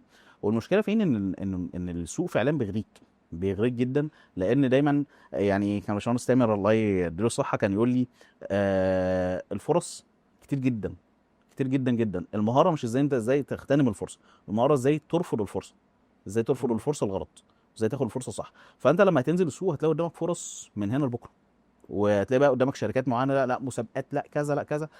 كنا كمان مثلا بنروح الاي سي. يعني كان لنا شويه اكتيفيتيز كبيره قوي. كنا بنروح حتى كمان السفاره الامريكيه هنا في التحرير. كنا بنروح المكتبه هناك. كنا بنتجمع كل يوم خميس. ما اعرفش هم لسه بيعملوا الموضوع ده مين ولا اللي لا. انتوا بتتجمعوا؟ يعني كنا شله كده. مجموعة بتتعاملوا اه سوا يعني؟ كنا مجموعه كده. كان منهم واحد اصلا شغال معايا في الشركه، كان زميلي برضه في الكليه. مم. وكان واحد تاني برضه زميلنا بس كان شغال في شركه جنبنا. وهكذا. فاحنا بقى ايه يعني، كنا ساحلين نفسنا في اكتر من حاجه. كناش احنا 3 بس، كان في برضه معانا يعني ناس تانية. فكنا ساحلين بقى نفسنا في مليون حاجه. ففي الفتره دي احنا اللي كنا لا رامين الكليه شويه عادي بقى براحتنا وكده. بعد كده طب يا جماعه يلا نخلص. فانت يعني بقيت انت في صدام نوعا ما شويه، ان انت اصلا ما فيش عندك وقت ان انت تروح خلاص الكليه. غصب عنك بقى خلاص، لان انت بدات خلاص دخلت في التزامات معينه، او انت مثلا اتجوزت فبقى انت مسؤول بقى، لازم في مصاريف ولازم كذا وكذا. ما عادش عندك فكره الرفاهيه اللي كانت في الاول. يعني فانت فاهم حددت الفكره؟ اولويات اصلا للشغل، هو اولويه دلوقتي، بالظبط او هو برضه الاولويات اتحددت غصب عنك؟ بالظبط بالظبط. فقعدنا يعني شويه محترمين يعني 9 سنين. هما كمبيوتر ساينس فيها تقريبا 48 ماده.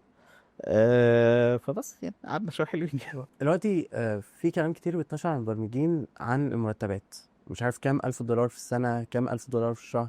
فأول حاجة أصلا، هل الأرقام دي صحيحة؟ وهل أصلا مناسب إن كل الناس يبقوا مبرمجين؟ دايما المرتبات اللي بتتقال بالريت الدولاري هي بتتقال على السنه، بتتقاس على السنه مش على الشهر. يعني حتى مثلا مواقع الهايرنج العالميه شويه، لو انت دخلت شفت مثلا فرصه في المانيا، في بريطانيا، في الحاجات دي، فهتلاقي دايما ايه يقول لك الراتب السنوي كذا، مش الراتب الشهري كام. تمام. فلو راتب سنوي هي في بالدولار وفي ارقام كويسه. يعني مثلا لو احنا مسكنا الرقم ده قسمناه على الشهر مثلا، ممكن يوصل 4000 5000 دولار في الشهر. ممكن يوصل 4000 5000 دولار في الشهر، 7 و8 كمان احيانا. إمتى هيوصل لكده؟ لا ده ليفلز عاليه بقى يعني. أيوة، ما هو دي مهمة بقى إن إحنا نوضح للناس إزاي أنت توصل أصلا. يعني مين اللي بياخد 4 5 آلاف دولار؟ هل أنت مجرد ما أخدت مثلا وليكن مبادرة حكومية زي ال3 شهور أو ال6 شهور أو ال9 شهور أو الدبلومة اللي أنت أخدتها، هل ده بيؤهلك على طول إن أنت تقبض 4000 لا دولار أو مستحيل، 5000 دولار؟ مستحيل. يعني لازم تكون يعني قعدت فتره كبيره في السوق، لازم كانت تكون درست احتياجات السوق كويس جدا. يعني انا دايما اقول ان الذكاء فين، ان انت مثلا تشتغل في السوق المصري. فانت لازم تكون مركز ايه المناطق اللي المنافسه فيها قليله والطلب عليها عالي، ادخل نفسي هناك. هتلاقي هناك بقى مرتبات كويسه، يعني في مرتبات بالدولار بتدفع هنا في مصر، في مرتبات بالدولار بتدفع هنا في مصر تتعدى 3 4000 دولار شهريا، في ده موجود. بس انت اشترطك ان انت توصل بالظبط للمهارات والكواليفيكيشنز يبقى وصلت كده. بالظبط، يعني دي هتدخل امتى وانت بقى تك ليد، يعني انت مثلا بتليد تيم تكنيكال كبير مثلا، فانت الموضوع طبعا بيكون هيرك صعب جدا. بنتكلم في خبره كام سنه يا محمد تقريبا؟ يعني لا تقل عن 8 سنين، 8 سنين. لا تقل عن 8 سنين عشان تبدا تاخد 3 4000 دولار او حاجه شبه كده. طيب خلينا هنا نقول برضو نقطه، ان انت اي مجال هتدخل فيه هتقدر ان انت تاخد فيه مرتبات عاليه، ولكن مش انه انت لسه داخل وان انت عايز تاخد مرتبات عاليه. مهم ان انت يكون عينك على تطوير المهاره وعلى تطوير نفسك وعلى تعلم احتياجات السوق عشان تقدر ان انت توصل للمرتبات دي. ولكن السؤال هنا بقى، هل ينفع كل الناس او هل مناسب اصلا لكل الناس ان كل الناس يبقوا مبرمجين؟ يعني انا دايما بقول يعني لو كل الناس هيبقوا مبرمجين، مين اللي هيسوق بقى للسوفت وير ومين اللي هيبيع السوفت وير؟ بالظبط. فهل مناسب لكل الناس اصلا؟ لا خالص، لا خالص، هي الموضوع فعلا زي ما انت قلت، هي بتكون في الشخصيه نفسها في الاساس. هل الشخصيه دي شخصيه تحليليه قبل ان هي دماغها بتستوعب ان هي قاعده تحل بروجرامنج وتحل مشاكل والكلام ده كله؟ لان البروجرامنج انا دايما اقول ان الكمبيوتر او الماشين هو اغبى حاجه انت ممكن تشوفها في حياتك، هو غبي جدا لدرجه ان انت محتاج تفهمه 1+1=2. ايوه تمام، تمام.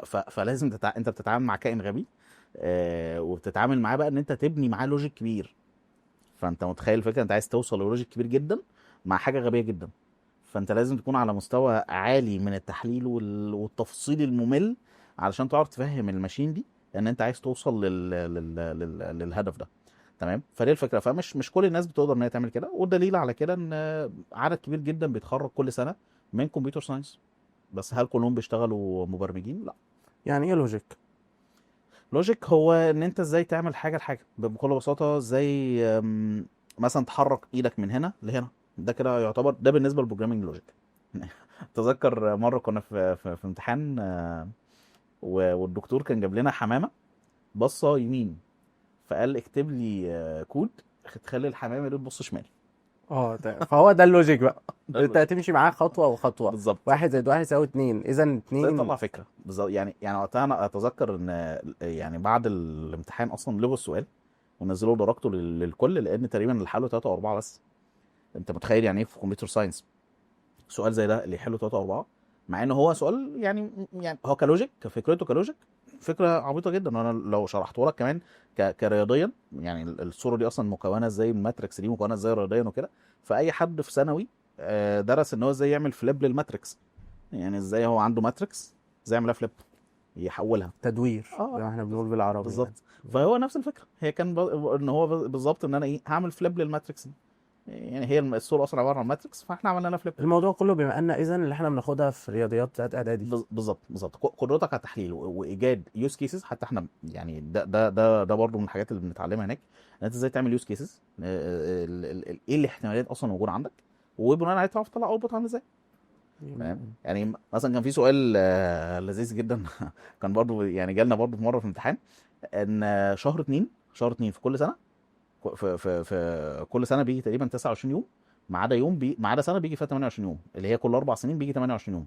ايوه. تمام، ففي سنه 1674 كان 28 ولا 29؟ فانت هنا محتاج تعمل لوجيك عشان تطلع انت لازم تديفاين لوجيك معين عشان تعرف تطلع الرقم ده.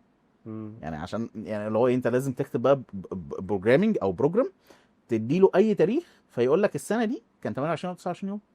مم. تمام، فهنا دي ده اساس البروجرامينج بقى قبل اللغات. طبعا قبل بقى التعمق بقى في اللغات والكلام ده كله. عشان كده دايما نقول ان اي حد يتعلم بروجرامنج هو بيتعلم في الاساس على مرحلتين.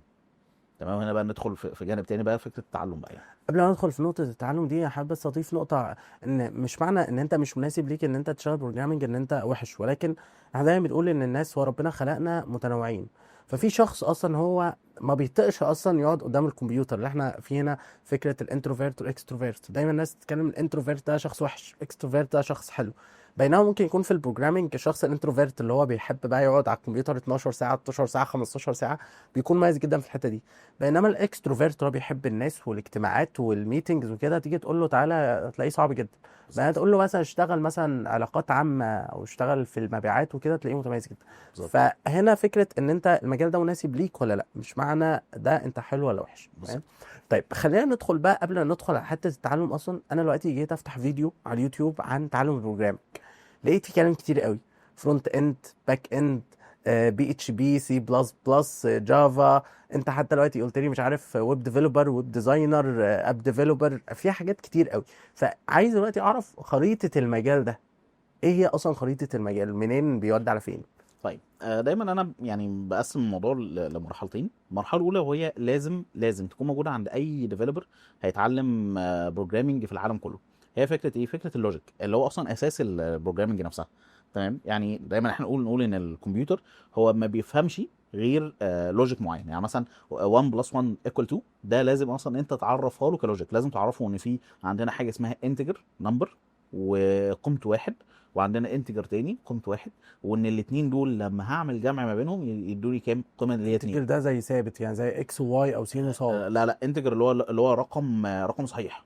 امم. يعني مثلا ما ينفعش تقول له والله انا عندي مثلا فلوت اللي هي بيكون او اللي هو الدبل اللي هو بيكون رقم ديسمال، رقم 10 يعني.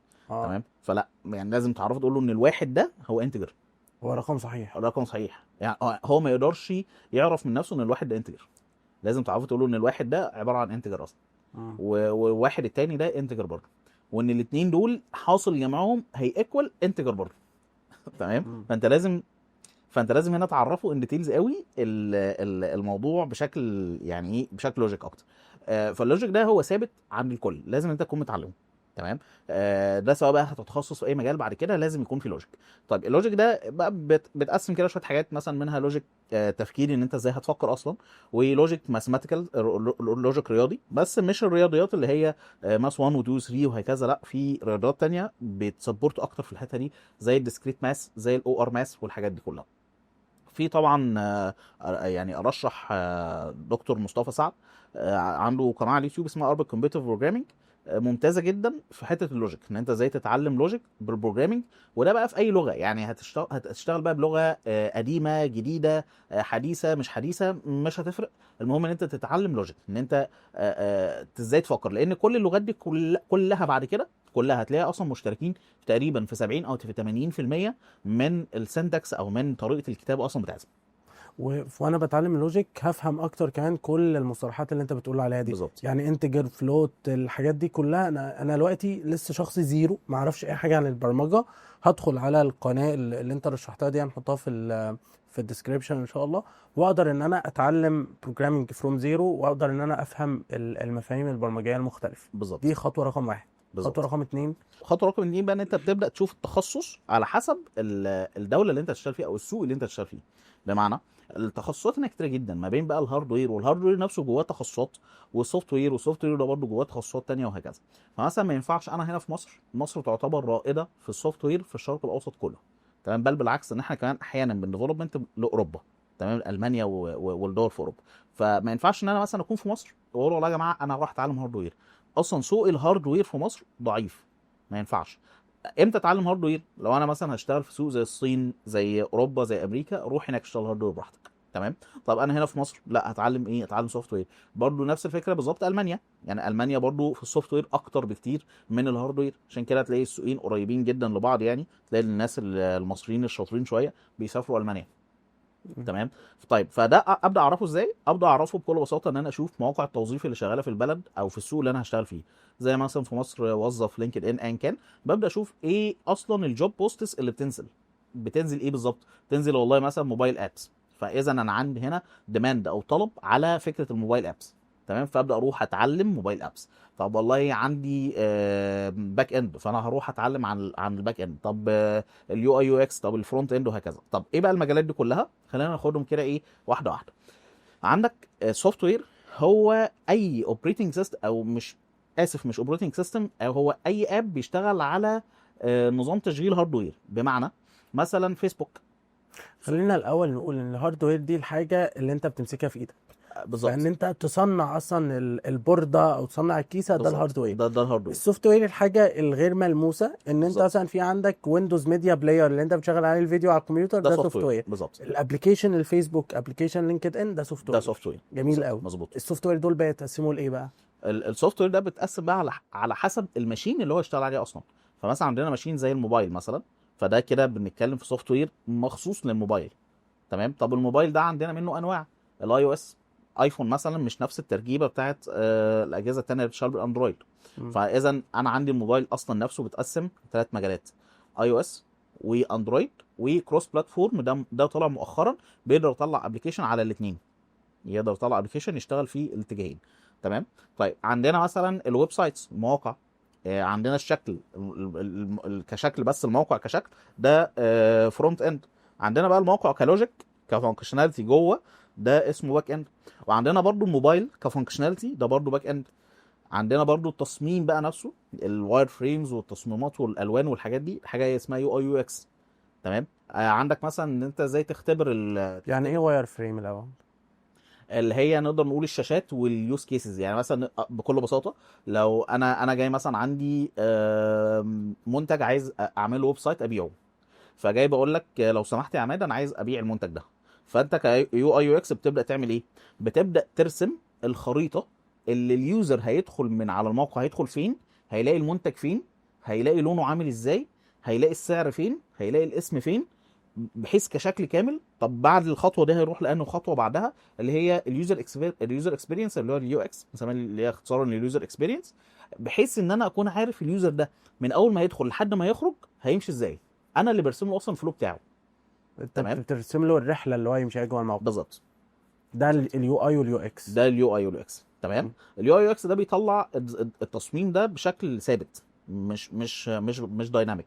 بحتاج ان انا شكل ثابت ده يعني مش لو انت ضغطت على حاجه مش هتفتح. بالظبط، هي صوره بس مش اكتر. مم. فمحتاج ان انا اخد الصوره دي اكودها، اخليها بشكل دايناميك اكتر. فالدايناميك ده بنسميه الفرونت اند. تمام. هو بياخد الصور يعملها كودينج. تمام. بنحتاج بقى بعدها الشخص اللي بيبدا يعمل الفانكشناليتي، اللي هي بقى ايه، لما يكليك هنا يعمل اد تو كارت. يعني هنا اليو اي واليو اكس رسم الصور، بعد كده الفرونت اند حولها ان هي كودينج. بتكون شغاله كودينج، وبتكون شغاله لو انت ضغطت على حاجه. لا مش بتكون شغاله، هي بس بتكون كودينج. هو بيفرغها لك بشكل كود، مم. بيحولها من شكل سوليد ثابت لشكل كود. الفكره من التحويل ده ايه؟ ان انت هتبدا بقى بعد كده تمسك اجزاء في الكود دي، تبدا تركب عليها فانكشنز. فانكشنز، وظائف. بالظبط لما اضغط تفتح، بالظبط لما اضغط تروح زي ما انت بتقول بالظبط تضاف للسله. بالظبط. ده بيعمله الباك اند. ده بيعمله الباك اند. جميل. الفرونت اند والباك اند واليو اي واليو اكس شغالين فيه، سواء انت هتصمم ابلكيشن تليفون او هتصمم موقع. الفرونت اند بس بيختلف هنا، الفرونت اند ده بيكون ويب بس. تمام. في بقى فرونت اند للموبايل برضو، يعني في فرونت اند للموبايل برضو بيشتغل، سواء هو برضو اي او اس او اندرويد او كروس بلاتفورم، على حسب برضو بيشتغل ايه. وفي بعد كده التستر، اللي هو اصلا هيعمل تيست للابلكيشن ده، يتاكد ان هو شغال فعلا ولا لا. تمام. ده تعتبر وظيفه. في بعد كده الراجل بتاع السايبر سكيورتي، اللي هو بنسميه البنتريشن تيستر، او ان هو الراجل المتخصص ان هو يامن لك الويب سايت، ويقول لك خلي بالك الويب سايت ده مثلا او الموبايل ابلكيشن ده فيه ثغرات في 1 2 3 4. تمام. بعد كده الراجل الديف اوبس اللي هياخد الويب سايت ده يشغله على السيرفرات ويخليه راننج عند كل الناس. تمام. مم. شغال عند كل الناس. فده وظيفه تانية اللي هي الديف اوبس. يعني احنا دلوقتي في عندنا اول حاجه خالص ان احنا في عندنا تصميم مواقع، وفي عندنا تصميم تليفونات، بالظبط. وفي عندنا ان انت سواء هتصمم ومش بس كده، يعني ممكن يكون في عندك مثلا ديسكتوب ابلكيشنز. ديسكتوب، ده زي ما قلت لك، هي اختلاف. بتختلف على حسب اختلاف الايه، على حسب اختلاف الماشين. يعني مثلا بكل بساطه الاردوينو، قطع الاردوينو مثلا بتتركب في الدرونز، في الحاجات دي تعتبر انت بتكتب على سوفت وير. مم. تمام. فهي اي شيء مثلا اي او تي، الاي تي اللي هو اللي هو انترنت الانترنت اوف اوف ثينجز ثينجز. او انترنت الاشياء. اه بالظبط، انترنت الاشياء.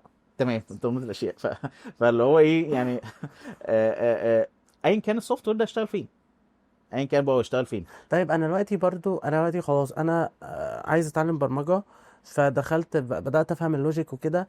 انا برضو دلوقتي تهت فيه، عندي اقسام كتير قوي. ازاي بقى اختار اصلا انا هشتغل يو اي يو اكس، ولا هشتغل فرونت اند، ولا هشتغل باك اند؟ برضو فكره ان هو السوق موجود فيه كل الاقسام دي موجوده، وكل حاجه ليها فرص. بس ازاي اختار بقى ان انا مناسب ليا باك اند، ولا مناسب ليا فرونت اند، او مناسب ليا موبايل ولا ويب، ولا ديسكتوب ومناسب ليا اشتغل باي لغه؟ طيب انا ده يعني بحب ان انا احدده بناء على كام فاكتور كده. اول حاجه فكره ان انت درجه ابداعك واصل لحد فين. هل انت بتحب الحاجه الفيجوال ولا بتحب الحاجه الرياضيه الاكتر؟ لو بتحب الحاجه الرياضيه، ودول على فكره النسبه الاقل من الناس، تمام. يعني هقول لك على حاجه، اكتر جزء عليه ديماند اصلا، عليه طلب كبير جدا في السوق، اللي هو مثلا فكره الباك اند. ليه الباك اند ده مشترك مع هو بينفذ فانكشنز، فهو داخل في كل المجالات، تمام. اه بيعمل باك نفس اند للتليفون وبيعمل باك اند الويب للويب. سايت هو بيعمل يعني الباك اند لكل حاجه، تمام كده. وفي نفس الوقت عددهم قليل، مع انه شايف طلبه عالي، في نفس الوقت عددهم قليل. ليه؟ الراجل باك اند ده هو مش متشاف، هو قاعد ورا، تمام. هو حتى اسمه باك اند. فهو الراجل ده قاعد ورا في الخلفيه كده. ف... فاللوجيك عنده عنيف جدا. يعني فكره اصلا قدرته على التحليل وحل المشكلات واللوجيك وهكذا عنيفه جدا جدا. فلازم ان هو يكون ايه، يعني عنده منطق رياضي جامد. يعني انا اعرف مثلا ليا صديق ليا كان شغال هو اي او اس ديفلوبر في شركه مشهوره يعني. بيحاول يدخل باك اند بقاله كتير، مش ظابطه معاه. مش ظابطه معايا. ليه؟ هو الراجل حابب فكره الاشكال، ان هو يقعد بقى ايه، انت عارف الاي اس متدلعين شويه، تلاقيهم قاعدين كده بالشورت قاعدين يشربوا سكويك ويقعدوا يرسموا وبتاع. فما يجيش بقى مع الرجاله اللي بتشرب قهوه ساده، يا فاهم فاهم الفكره. ده التقسيمه يعني. فانت على حسب انت هو بتحب. الاي او اس ده بيبقى فرونت اند اي او اس ولا باك اند اي او اس؟ لا، هو بيعمل حاجتين، الفرونت اند والانتجريشن، وبيربط مع الباك اند. يعني الباك يعني اند لما نيجي نقسم موبايل و وويب، احنا هنا بنقسم من حيث الفرونت اند. من حيث الفرونت اند، بالظبط. الباك اند الباك اند واحد ثابت، بالظبط ثابت. بالظبط. يعني احنا دلوقتي نقدر نقول ان احنا اول حاجه احنا في عندنا عامل هل اصلا اي مجال فيه فرص اكتر، دي انت بتبحث عنه او تسال حد خبير في المجال. في عندنا تاني عامل شخصيتك، لو انت شخصيتك مايله للتحليل والرياضه والمنطق فانت بتروح لباك اند اقرب ليك. لو انت شخصيتك مايله للصور بقى والالوان والحركات فانت بتميل ناحيه سواء الفرونت اند واليو اي يو اكس، سواء حتى انت هتدخل بعد كده في اي حته فيهم يعني. بالظبط. ولو انت يعني ايه بتحب شخصيه كرومبو شويه، فانت ممكن تدخل بقى تستر مش عارف ايه كلام من ده، ويب بنتريشن تيستنج، الكلام ده يعني. والسايبر سيكيورتي وتفاصيله. اه. بس بحس السايبر سيكيورتي ده بعيد شويه عنكم بقى. هو في جزء منه قريب مننا، اللي هو البنتريشن تيستنج. والسوفت وير تيستنج. ما هو لا، البنتريشن هو بص، البنتريشن هو كذا مجال. يعني عندك مثلا الويب بنتريشن، فهو ده قريب جدا. البنتريشن تيستنج ده اختبار الاختراق. اه، اللي هو بالظبط، اللي هو اختبار اختراق الويب، اللي هو الويب بنتريشن تيستنج. في الاب بنتريشن تيستنج، اللي هو اختبار اختراق تطبيقات الموبايل. دول يعتبروا اكتر اتنين قريبين جدا لينا. لان برضه بص اقول لك على حاجه، المجالات عشان هي قريبه شويه من بعضها، فبتلاقي ان انت اصلا تقدر تعمل تشفت من حاجه لحاجه. لو انت فاهم اللوجيك اللي هي اتكلمنا بالظبط، عنها في الله ينور الخطوه عليك. الاولى، وبالتالي هنا ان انت ما بيفرقش معاك قوي اي لغه لان انت خلاص فاهم الاساس فتعرف بالظبط، تتعلم اي لغه الله جديده. ينور عليك. بالظبط. وده فعلا مطلوب يعني. احنا اتذكر مثلا انا كنت اشتغلت فتره في تبع وزاره الحج والعمره. فلما دخلت هناك كانوا هم شغالين، كنا يعني كنت في شركه وداخلين بس نسبورت كده في البروجكت. كانوا هم شغالين اصلا دوت نت، وانا كنت شغال دوت نت. اتعلمت دوت نت ودخلت، فاهمني. برضو يعني بعدها كنت تيك ليد في شركه ما، وكانوا محتاجين اتعلم مثلا حاجه تانية. فبرضه اتعلمتها ودخلت. محتاج مثلا اتعلم تراك جديد اصلا، فويب انجينيرنج. محتاج اعرف يعني ايه فويب انجينيرنج، اللي هي المكالمات اللي هي هندسه المكالمات. انت ازاي مثلا المكالمه دي بتيجي ازاي، وتتحول تقسمها ازاي ما بين اكتر من حد، طب لو على نفس الرقم، الكلام ده كله الكول سنتر بمعنى صح، تمام. فازاي تعمل ده. فخلاص هتروح تتعلمه. ليه؟ لان هو في الاخر البيز نفسه واحد. عشان كده قلت لك البيز ده لازم نهتم بيه جدا. وده اللي انا بكون شايف ان احنا لازم انفست فيه بشكل قوي. يعني انا دايما بقول يا جماعه، لازم على الاقل سنه انت عمال بتدرس بيز بس. اللي هو اللوجيك والبروبلم اللي هو سولفينج. اللوجيك والبروبلم سولف. يعني اقول لك على حاجه، احنا اصلا كان عندنا متلازمه الناس اللي هم بتوع الاس ام زمان، ان احنا كنا بنطول اكتر من سنه. يعني انا اتذكر تقريبا ان انا قعدت حوالي سنتين ونص. سنتين ونص يعني بلعب بروبلم سولفنج. احنا بنسميها بنلعب اس ام. فبحل بس بروبلم سولفنج، بلعب اس ام بس، مش اكتر من كده. سنتين ونص بجنب شغلي بلعب في الجزئيه دي. فكان في ناس اصلا قعدت طولت اكتر من كده بكتير. فكان برضو في ناس بيحصل لها انحرافات، ان هو مركز جدا بس في البروبلم سولفنج، بس ما طورش نفسه في ستاك معين، او في تخصص مثلا معين. فعارف زي ما يكون مثلا دكتور كده ممارس عام، هو شاطر في كله بس لسه ما تخصصش في حاجه معينه. فاهم الفكره؟ فهي نفس الموضوع. فالممارس العام الشاطر ده لما يجي يتخصص بقى، لا هي هتلاقيه جون بشكل كبير قوي، يعني عكس تماما دكتور لا ما مارسش كويس وجاي بقى يتخصص. لا، فاهم الفكره؟ حرام. طيب هل في لغات برمجيه انت كده كده هتحتاج تتعلمها او هي اساس بعد اللوجيك والبروبلم سولفنج؟ لا مفيش، على حسب. على حسب. طب لو انت هتتعلم فرونت اند، اهم لغه تتعلمها ايه؟ الفرونت اند في الموبايل مثلا هيتعلم سويفت لو هو يشتغل اي او اس، لو هو يشتغل اندرويد هيتعلم كوتلين او جافا، ولو هو هيشتغل كروس بلاتفورم فهيتعلم مثلا حاجه زي فلاتر. ولو باك اند؟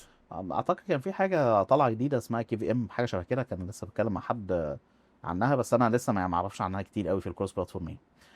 في الباك اند، مثلا في مصر هنا يعني خلينا اقول لك مثلا اشهر ثلاثه او اشهر اربعه. اشهر حاجه البي اتش بي.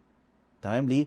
لانها اوبن سورس شويه، وخلينا نبقى برضو نتكلم شويه عن فكره الاوبن سورس واللغات اللي هي المدفوعه او الاوند باي كومباني، انه في كومباني هي اللي بتسبورت اللغه دي، مش اوبن سورس. فمثلا بي اتش بي، يجي بعدها لغه زي نود جي اس، يجي بعدها الاي اس بي، يجي بعدها حاجه زي الجولانج وروبن ريدز والحاجات دي. خلي بالك مثلا حاجه مهمه جدا، احنا في كل حاجه من دول هي مش لغه، هو ستاك على بعضه. يعني ايه ستاك؟ بي اتش بي دي هي مش لوحدها، هو بتعلم بي اتش بي، بتعلم جنبها داتابيز معينه، بتعلم جنبها مش عارف او بي مثلا، بتعلم جنبها داتا ستراكشر، بتعلم جنبها ديزاين باترن. يعني ايه؟ هو مجموعه. تمام، فلما بنقول بي اتش بي نقصد بيها ستاك البي اتش بي، مش لغه البي اتش بي. امم. كذلك برضو لما بقول مثلا سويفت ما اقصدش بقى لغه السويفت، اقصد ستاك السويفت. تمام، لما اقول برضو مثلا نود جي اس فما اقصدش بيها نود جي اس بس كلغه، لا، ده هو حتى كمان جواها لازم تتعلم فريم ورك. يعني في الاساس هتلاقي مثلا ايه، عشان كده في ديفيلوبر يقول لك انا شغال بي اتش بي لارافيل، وانا اصلا شغال بي اتش بي سيمفوني، او شغال بي اتش بي ليمون. دي بقى اللي هي زي ما انت تقول ستاك او مكتبه او بالظبط، يعني داتابيز ستاكس. معينه. مجرد ما انت بتدخل خلاص انت هتتعلم المجال ده، شفت كورس معين فيه او بدات تسمع حاجه فيه، بتبدا ان انت تفهم بقيه الحاجات دي. بالظبط. يعني ما تبداش ان انت تتوه نفسك بالتفاصيل الكتير قوي. دايما دكتور مصطفى الله يديله الصحه كان يقول جمله دايما احنا بنرددها: few of knowledge and more of practice. معلومات قليله جدا، تطبيق كتير جدا جدا، في البرمجه بالذات. يعني لما كنا بنتعلم مثلا انت اتعلمت مثلا سنتكس معين او لوجيك معين، اتعلمته خلاص تمام، اقعد طبق عليه بقى كتير، وقف ما تعلمش حاجه تانية، طبق عليه كتير. عشان كده نقول ان التعلم في البروجرامينج ممكن انا اقعد اتعلم كتير جدا، بس في الحقيقه البرودكشن اللي أنا بقدر اطلعه قليل ضعيف، ولان اللي بيحكم عليك على خبرتك والكلام ده كله، لان في البرمجه بالذات او في الحاجه اللي هي البرودكتيفيتي بالذات الموضوع مختلف هنا شويه. يعني مثلا ما بنبصش لعدد السنين لوحدها، لا، يعني مثلا ممكن في حد يكون خبره سنه، بس هو فعليا بالنسبه لي احسن من حد خبره سنه 5 سنين. يعني انا اتذكر في يعني شركه كنت انا فيها تيك ليد، وكان هناك حد كان الاتش ار فيدباك والليد اللي قبل مني كانوا كاتبين عنه نيجاتيف فيدباك. مم. المفروض الولد ده اصلا كان يمشي اصلا. فبس انا دايما يعني ايه كنت بخلي خطوه ان حد يمشي دي اخر خطوه خالص، بحاول اجيب اقصى طاقتي معايا يعني. الولد ده كان شاطر جدا جدا جدا جدا جدا جدا فوق ما تتخيل، بس المشكله فين؟ ان هو كانش واخد فرصته، وما كانش معمول له برزنتيشن صح، وما كانش بياخد التاسكات اللي هو يعرف يشتغل عليها صح. تمام، فتخيل مثلا ان الولد ده اعتقد كان مرتبه حوالي 6000 جنيه مثلا وقت ما انا كنت داخل. وقت ما انا كنت خارج كان اعتقد كان واصل 24000 ان شاء 25000. الله. الكلام ده وزن قد ايه؟ سنه ونص. خلال سنه ونص مرتبه اتضرب في 4. سنه ونص مرتبه يطلع من 6000 جنيه لحاجه بسبب 20000 ان هو جنيه اتحط في المكان الصح. بالظبط، ان هو اتحط في مكان صح، هو كان شاطر فعلا، هو كان شاطر وكان يستحق ده. تمام. برضه كان في حد تاني نفس الفكره، ما شاء الله هو دلوقتي مثلا شغال في الامارات، ما شاء الله اللهم بارك. برضه وزن ايه؟ وزن تايم قليل. يعني هل هو اخد وقت كبير قوي علشان يستاهل السالري ده؟ لا. يعني مثلا في حد فرونت اند، ومش شرط يكون باك اند، يعني في حد فرونت اند شغال في الامارات ما شاء الله بياخد سالري بالدولار، وبياخد سالري محترم جدا. تمام، بس هل هو مثلا قعد خبره مثلا 7 8 سنين 9 سنين عشان ياخد ده؟ لا، هو قعد مثلا تقريبا 3 سنين مثلا او 4 سنين. تمام، بس في نفس الوقت قدر يوصل لليفل ممتاز جدا يستاهل عليه السالري اللي هو بياخده. ليه؟ لان هو السالري بيتحدد في الاساس على البرودكتيفيتي بتاعته، مش على هو قعد حقق سنين قد ايه.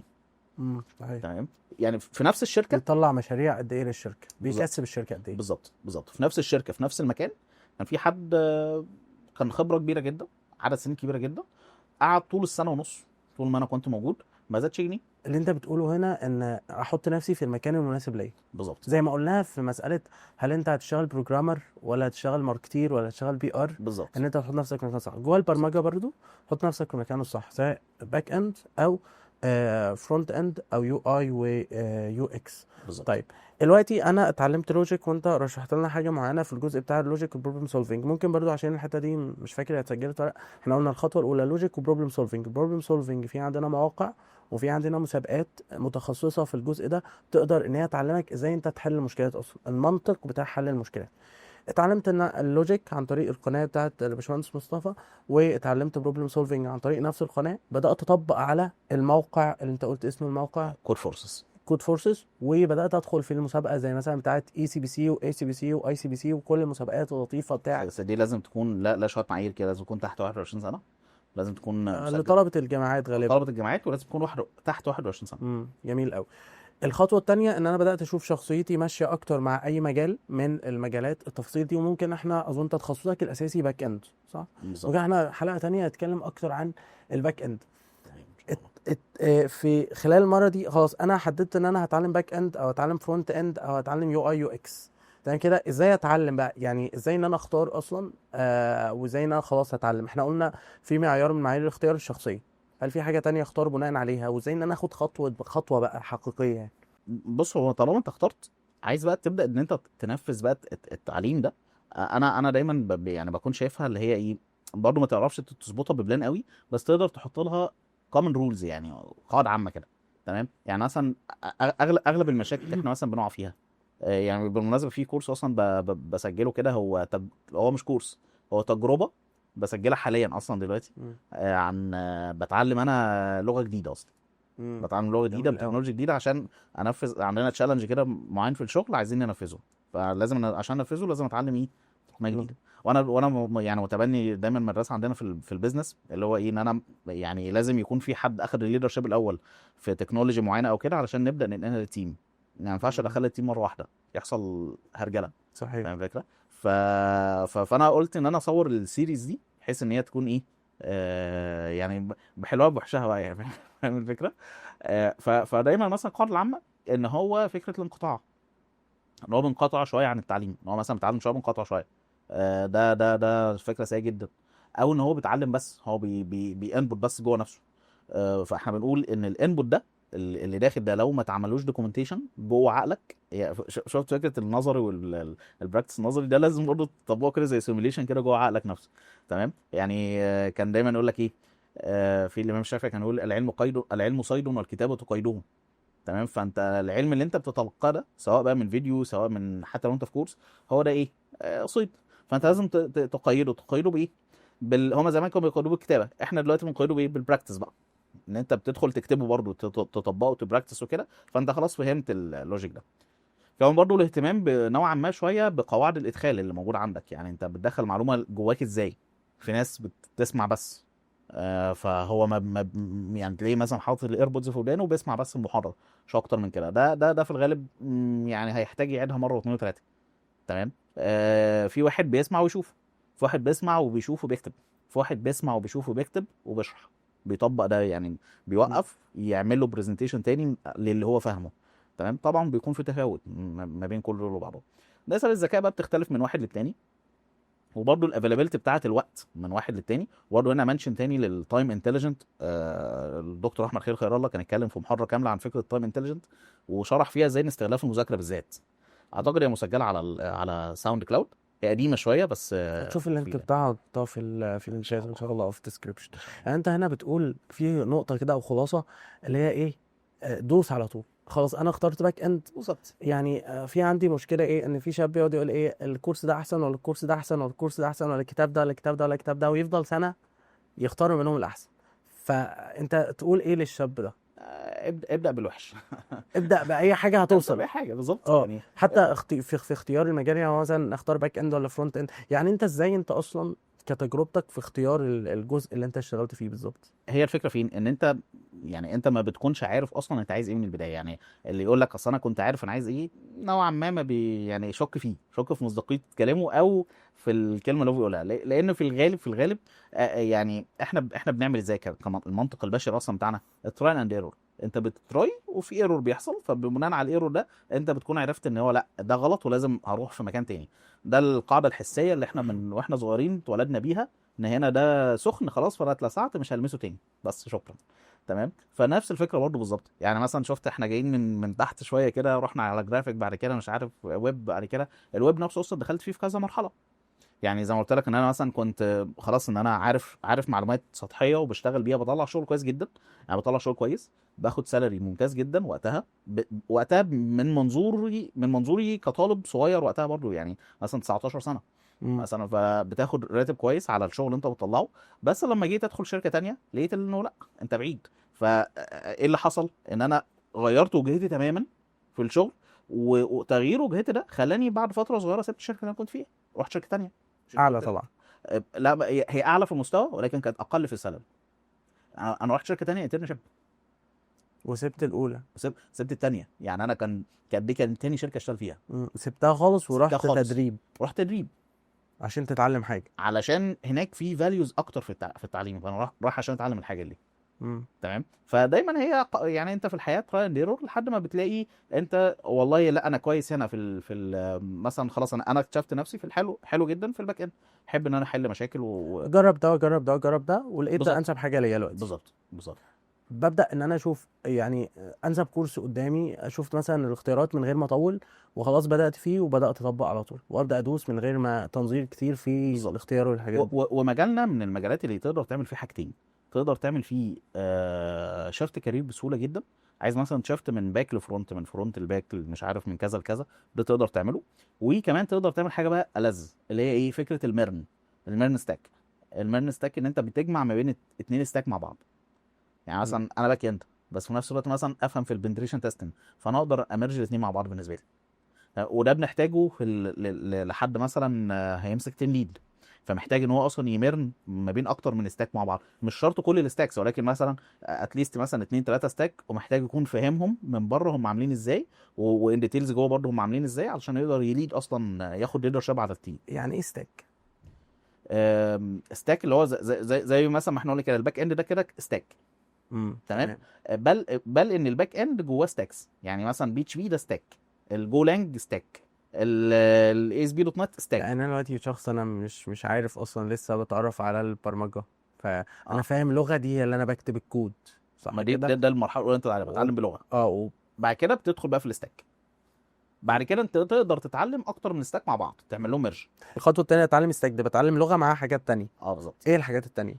على حسب بقى. يعني مثلا لو انت باك اند فانت لازم تتعلم معاها داتابيز، لازم تتعلم معاها مثلا حاجات لها علاقه بالسيرفرات شويه، حاجات لها علاقه بالبرفورمانس، بالسي بي يو، بالمش عارف بالرام، بالميموري، بالحاجات دي كلها. حاجات لها علاقه بالسيرج انجن، يعني في شويه حاجات كده على حسب برضو انت رايح فين بالظبط. حلو أوي. طيب انا دلوقتي يبقى احنا قلنا انا اتعلمت لوجيك وبروبلم سولفينج، بعد كده بدات اجرب في الطرق المختلفه، اخترت وليكن باك اند، بشوف كورس مناسب ببدا ان انا اتعلم فيه، بعد كده في خطوه ان انا اطبق، ان انا اطلع المكنه تطلع قماش، صح؟ بالظبط. انت دلوقتي بقى عندك شركه انليمتد سوفت وير، بتعملوا سوفت وير ديفلوبمنت، بتطوروا مواقع وابلكيشنز وحاجات كده، صح؟ عشان تعين حد لسه فريش جراد او حد لسه ما اشتغلش قبل كده خالص، بتبقى ايه الحاجه الاساسيه اللي انت بتدور عليها عند الشخص ده؟ ان هو ازاي بس يكون بيعرف يسولف بروبلمز بس مش اكتر. حتى اصلا الاختبار اللي احنا بنعمله له بيكون بروبلم سولفنج. يعني بنبعت له ثلاث مسائل مثلا حلهم وبعتهم لنا بس مش اكتر. يعني ما بتبقاش طالب ان هو يكون عارف 10,000 لغه لا و20 خالص. ستاك وكده؟ اطلاقا. يعني اطلاقا خالص. يعني احنا مثلا كنا بنتكلم مع حد في فاتحين جوب كده لفرونت اند، فجاي لنا حد هو شغال بحاجه بس احنا عايزينه في حاجه تانية. لغه مختلفه. يعني مش لغه، هما كمان نفس اللغه بس هو ده ستاك وده ستاك، ده امم فريم ورك وده فريم ورك. يعني عادي مفيش مشكله، تعالى يا باشا وهنعلمك ولا حاجه.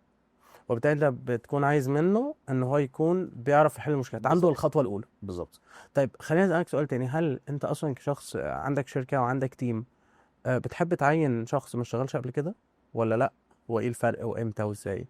هو له مميزات وعيوب. يعني شخص ما اشتغلش قبل كده بس شاطر، شاطر عنده الكوميتمنت، عنده صفتين مهمين جدا، كوميتمنت التزام ومذاكره، بيعرف يحقق الاثنين دول ومش مشتت نفسه. ودي نقطه برضو من النقط المهمه، اللي هو ايه، ممكن تلاقي حد شاطر جدا وده بنشوفهم كتير قوي واحنا ماشيين بقى، تلاقي حد شاطر قوي يعني فعلا هو زي ما بيقولوا اللي هو ايه فلته كده، تمام، بس عشان مشتت نفسه في مليون حاجه ما بيوصلش لحاجه. في مثل امريكي دايما مشهور بنقول ايه، 1 1 2 1 3 نون، يعني تكسر حاجه تشتغل على حاجه.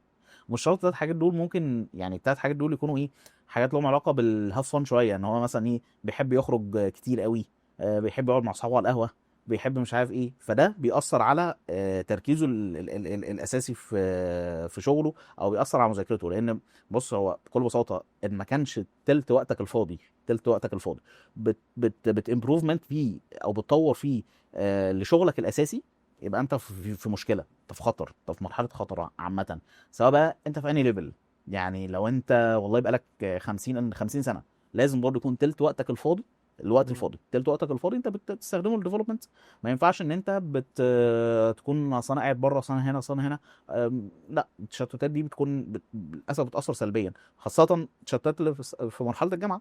يعني دايما انت داخل بقى مرحله الجامعه، فالشله ومش عارف ايه وبتاع والجو ده، فدي بتدمر الاربع سنين حرفيا بتوع الجامعه. خلاص بتلاقيهم اتبخروا، هم راحوا فين؟ راحوا في الخروجات والفسح وهكذا وبس، وانت ما قدرتش تحقق حاجه في الاخر. حلو. يعني انت الشخص اللي هو هيتعين حد فريش جراد او حد لسه طالب جامعه حتى مثلا، انت بتبقى عايز منه التزام، ان هو يكون شخص ملتزم، ان هو يكون شخص بيعرف يذاكر وبيعرف يتعلم حاجه بالظبط، جديده، فتعال. وان هو شاطر بمعنى ان هو عنده بروبلم سولفنج سكيلز، اللي هو بالظبط، طبق الخطوه الاولى اللي احنا قلنا عليها. بالظبط، عنده البيز، عندك البيز كويس، تمام. انا عندك البيز كويس وفي نفس الوقت كوميتمنت كويس وبتتعلم كويس، لا اهلا وسهلا بيك. بل بالفعل اصلا احنا عندنا كذا كذا كذا موديل عندنا في الشركه، كانوا اصلا انترنشيب. يعني انترنشيب اصلا تدريب من الاول. كان نازل انترنشيب بيكون 3 شهور كده، مدته 3 شهور. بس احنا عندنا بيد انترنشيب، يعني احنا عندنا بنخلي الانترنشيب مدفوع، لان احنا ريستريكتد قوي فيه، يعني بنشترط المدفوع ده انتوا اللي بتدوا له فلوس ولا احنا هو اللي بنديله، بيدفع فلوس؟ لا احنا بنديله فلوس فتره تدريب، تمام. تمام. بعدها بقى احنا اصلا بيكون هدفنا من فتره التدريب دي ان احنا نأهله ان هو يشتغل في الشركه، يعني يكون بعد كده فريش، تمام. في ناس بقت فريش، في ناس وصلت معانا لليفل كويس، يعني مقربين دلوقتي على الميد بتطبيق ليفل. الشروط اللي احنا قلنا على بالظبط، التزام، وان انت تكون مذاكر. بالظبط. وبيحصل له ايفالويشن كل 3 شهور، يعني كل 3 شهور عامه، سواء هو ان شاء الله يكون سينيور او ستاف، الستاف ده اعلى من السينيور شويه، برضه بيحصل له ايفالويشن كل 3 شهور، فهو وضعه عامل ازاي، هل هو بيطور من نفسه ولا ما بيطورش من نفسه. دي اصلا من الكي بي ايز اللي احنا بنطبقها على الشباب، حتى هو سينيور، هو ذاكر ايه. بل بالعكس بنركز فيها اكتر على في السن الكبير، السينيور والستاف وهكذا. انت طورت من الشباب اللي معاك ازاي، او علمتهم ايه زياده، انت نفسك اتعلمت ايه زياده. كل 3 شهور بنتكلم معاهم حتى في الليرنينج بس بتاعهم، هو انت كان اخر حاجه اتعلمتها ايه، طب انت ايه اللي هتتعلمه جديد، ايه اللي عمل له بلاننج. بعد شويه نقول له ايه فاكر البلان اللي انت قلت عليها من 3 شهور، وصلت فيها ايه. وصلت فيها ايه؟ فاهم الفكره. طبعا احنا مش بنعملها بشكل ستريكتد قوي، اللي هو بشكل منظم بقى واجتماعات وبتاع، لان برضه لما بتحاول تعملها بالشكل ده بتضايق الناس، يعني برضه بتضايق الناس شويه، لازم تكون برضه عامل حسابك ان هو بشر، فيعني ايه توازن. هيحبوا يلعبوا شويه وبتاع وهكذا، فانت يعني بس في الاخر انت بتفولو اب عليه بشكل جنرال لحد جوب، واحيانا بنعمل داون جريد، يعني احيانا بنعمل داون جريد، بس انا ضد الداون جريد السالري، بس بداون جريد البوزيشن. يعني مثلا هو انترميديت انزله جن، امم بسبب ان هو ما طورش من نفسه. ما طورش من نفسه وبدا يقع في اخطاء وفي مشاكل بسبب ان هو ما طورش من نفسه، وبقى في حد اعلى منه، فلا تعالى انزل. خلينا ندخل على المقولة الشائعة او المشكلة الشائعة دلوقتي، الاي اي. لسه مايكروسوفت عاملة لي اوفس لعدد كبير جدا من الموظفين عندها، ويقال يعني ان ده بسبب الاي اي او كده. فهل الاي اي هيستبدل المبرمجين؟ طيب خلينا نوضح يعني المقوله دي شويه. هو الاي اي هيستبدل موظفين، تمام كده، ولكن ايه نوعيه الموظف اللي هو هيستبدله، وايه نوعيه الموظف اللي لا مش هيقدر ان هو يستبدله. انا دايما بشوف ان الاي اي هو اي اي ايجنت، يعني هو اصلا موظف، الاي اي في حد ذات نفسه موظف. فانا لازم اكون يعني على المستوى الشخصي شايف اصلا اي اي ده هقدر استفاد منه ازاي، واقدر اخليه يساعدني ازاي يكون مساعد ليا. من الاخر انا دايما اقولها، الشاطر اللي يخلي الاي اي الصبي بتاعه، يعني الاي اي شات جي بي تي ده الصبي بتاعي، فانا خلاص تمام، انا في الامان كده، تمام. يعني حتى ببقى ادخل لايف كودينج احيانا مع الشباب، واروح انا بشتغل بحب اكتر ديب سيك اللي هو الصيني. فمثلا ادخل هناك مثلا اسيرش معاه في حاجه، وهو مثلا يديني سوليوشن، فاخد السوليوشن ده اطبقه قدامهم، هنلاقيه بيأثر في حاجه تانية خالص. فلما بنقرا السوليوشن صح ونبدا ان احنا نرتبه تاني ونتناقش معاه اكتر وهكذا، ببدا ان انا السوليوشن اللي عندي على السوليوشن اللي عنده طلعنا بسوليوشن ثالث بقى كويس. تمام. في الحاله دي هو ما يقدرش يستبدلني. ليه؟ لان انا بتناقش معاه ديبلي في سوليوشنز عنيفه شويه نوعا ما. تمام. انا هيستبدل مين بقى؟ الشخص اللي هو بيقوم بحاجه روتينيه. يعني بكل بساطه هقول لك على حاجه. مثلا لو احنا جبنا شركه كان عندهم حد بيبعت، عندهم مثلا HR مخصوص قاعد يشوف مين الناس اللي عملت البصمه ومين الناس اللي لا، اللي عملت تشيك ان ومين الناس اللي اخذت بريك. طب البريك اخد وقت قد ايه علشان يبدا يكتب ريبورتات ويبدا يكلم اللي ما جاش وهكذا. تمام. لو قلنا ان في موظف بيعمل ده، بعد كده قلت لك تعالى في تول دلوقتي الموظفين هي بتتراك اصلا التايم بتاعه عامل ازاي، بتتراك ان هو دخل المكان ولا ما دخلش. وبعد كده لو ما دخلش تبعت نوتيفيكيشن على الموبايل مثلا تقول له خلي بالك يا باشا انت عدى ربع ساعه انت ما جيتش. طب عدى نص ساعه تقوم عامله نوتيفيكيشن لمين؟ للHR تقول له الراجل ده ما جاش كده المفروض نطبق عليه خصم كذا، وهي اللي تنزل ده في البيس سليب بتاعه ومش عارف وهكذا. فانت هنا تستبدل مين؟ هتستبدل HR اللي هو الموظف اللي مش كان الاتش ار مسؤول. بقى، الموظف اللي كان بيعمل الحته دي. الموظف لان هو HR جواه اقسام فاسيلتيز. فانت هتستبدل الموظف اللي كان قاعد بيعمل ايه؟ قاعد بيعمل تراكنج. مم. تمام. لو انت مثلا عندك AI تول هتعمل لك هي الببلشنج مثلا بتاعت السوشيال ميديا، على الاقل هتستقبل الليدز اللي جالك من السوشيال ميديا. تمام. لو في موظف اصلا اوريدي قاعد بيعمل ده وفي تول طلعت عملت ده، انت هتمشي الموظف. لان التول مثلا اشتراكها هيكون كام؟ $20 $30. الموظف هيكون مرتبه كام؟ والموظف هو مش مرتبه بس، هي تكلفه الموظف عامه. تكلفه الموظف تكون يعني مرتبه ده تقريبا بيكون 70 ل 80% من التكلفه الاجماليه بتاعته. وبالتالي انا بقى كشخص لسه فريش جراد عايز ادخل السوق وعايز ادخل في مجال البروجرامينج، ازاي اتعامل مع موضوع الاي اي ده؟ اتعامل معاه برضه ان هو مساعد شخص ليك مش اكتر من كده. وبالتالي يقدر ان هو يساعدني ان انا اعمل التاسكات بتاعتي في وقت اسرع بالظبط. وبكواليتي اعلى كمان. وبيفكر معاك بشكل كويس، ان انا ما تعتمدش عليه ان هو اللي يعمل لك الحاجه. يعني هو بيساعدني ان انا اعمل، بس مش هو اللي يعمل لي. مم. يعني مثلا انا لحد دلوقتي لو فتحت لك اللابتوب بتاعي وبكتب كودينج مثلا او حاجه، انا ما بستخدمش اي اي تول بتكتب معايا في كود. لا خالص، ما احبش ان اعمل ده. ليه؟ هستسهل عليها بعد كده واخليه هو اللي يكتب لي الكود. ولكن انا استخدم مثلا اي اي تول تعمل لي سجست، ان هي تقول لي خلي بالك ده انت ممكن تعمله ريفاكتور بالشكل ده. فاهم الفكره؟ ريفراكتور يعني بمعنى يعني ريفاكتور التحسين. تحسين. انا عايز اه اكتب بوست مثلا على الفيسبوك، فانا بديله اللي في دماغي الفكره بالظبط. واقول له اكتبها لي بطريقه احسن. بالظبط. انما في واحد بقى يدخل يقول لي الشات جي بي تي يقول له انا عايز اكتب بوست اكتبه لي انت بقى، يعني انا فده بيكون اه ايه استخدام سيء شويه. تمام، جميل قوي. طيب خلينا بقى في نهايه حلقتنا سؤال بينج بونج كده سريع، يعني 3 اسئله. اول حاجه نصيحه تحب يعني كان حد يقولها لك قبل ما تبدا؟ بص التركيز، يعني ان انت تكون مركز شويه. يمكن الحته دي ضيعت مننا شويه فرص حلوين. لو ما كنتش مبرمج كنت هتبقى ايه؟ لو لم اكن مبرمجا لوددت ان اكون مبرمجا. برضه. تمام. طيب نصيحه لاي حد لا في تحب. الحقيقه كنت احب ان انا يكون عندي مزرعه، يعني كنت احب ان انا يكون عندي شويه غنم وبقر. دي حقيقه. حقيقه بجد. تحب ما الغنم بهزرش، والبقر والحاجات ده بجد. تعرف ان انا كنت عملت سيرش مع حد يعني مع حد في المجال ده بان انا ادخل معاه شراكه يعني. حلو أوي، جميل. طيب نصيحة لأي حد حابب يتعلم برمجة؟ ما تتعلمش شراكه. ليه؟ بص هو حابب، لو هو حابب يتعلم برمجه حاجه وهو فعلا في احتياج ان هو يتعلم برمجه حاجه تانية، هو عايز يتعلم برمجه وفي احتياج ان هو يتعلم برمجه، هو مش هيقعد اصلا يقول لك انا حابب اتعلم برمجه فاعمل ايه. هو يجون على طول مع نفسه. ايه الفرق بين استنى. حابب ومحتاج؟ حابب ده انت مثلا دلوقتي حابب يكون عندك طياره صح؟ اه بس. وفرق بقى ما بين مثلا انت حابب تكون عندك طياره، الراجل اللي ورا الكاميرا ده حابب ان هو مش حابب، هو عنده الدافع انه يكون عنده طياره، فهو هيروح يشوف هو يجيب الطياره دي ازاي. بس. فاحنا بنحب حاجات كتير كده، يعني احنا بنحب حاجات كتير جدا في حياتنا، بس مش كلنا بنوصل. طيب دلوقتي شاب رايح يبدأ مجاله كاريره وكده، فخلاص شايف ان مجال البروجرامينج ده مناسب، وشايف الحلقة بتاعتنا النهاردة جاله فكرة تصور عام عن المجال، فخلاص انا عايز أبدأ في المجال ده. جوجلت. ودي مهاره برضو لازم تكون موجوده عنده بشكل كبير جدا. شات جي بي تي بقى. شات جي بي تي. جوجلت هي كانت بتتقال لنا كتير، احنا كانت بتضايقنا اصلا في البدايه كتير. ويمكن انا اصلا لحد دلوقتي بطبقها مع الشباب عندي في الشركه. لما مثلا يجي لي حد عنده مشكله في كود مثلا معين، اقول له ادخل سيرش الاول، لو ما وصلتش لحاجه تعالى ناقشني في نتيجه السيرش اللي انت عملته. تمام. فهو جوجل ات بص، يعني انت بدل ما تستني مني سؤال، انت مثلا يعني انا بستغرب احيانا ان حد مثلا يجي يدخل لي على على الخاص او كده، او يبعت لي مثلا على الواتساب يقول لي انا عايز ابدا برمجه، ابدا ازاي؟ واستناني ارد عليه. يعني انت هتستنى وقت ان انا ارد عليك. تمام. وممكن ارد عليك وانا في حاله مزاجيه مش كويسه، فممكن يعني ايه اقول لك كلمتين وخلاص، ممكن ما اقولش عليك اصلا. تمام. طب ما انت عندك جوجل هيرد عليك في نفس اللحظه، وهيرد عليك في حاله مزاجيه كويسه جدا، هيديك معلومات كتير، ويفرد لك حاجات كتير جدا، ويسرد لك حاجات كتير، ويقول لك يا باشا اتفضل، وانت بناء عليه تكون اخدت اكشن بالفعل.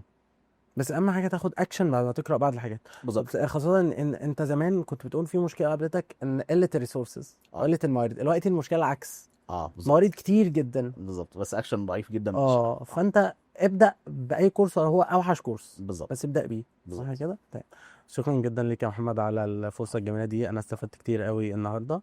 وبكده نكون وصلنا لنهايه حلقتنا في كاريري كاست اللي كانت مع محمد جوده، اتكلمنا فيها عن مجال البروجرامينج. لو عجبتك الحلقه ما تنساش تشاركها مع اي حد ممكن يستفيد منها، وتكتب لنا في التعليقات المجال اللي انت حابب ان احنا نتكلم عليه اكتر.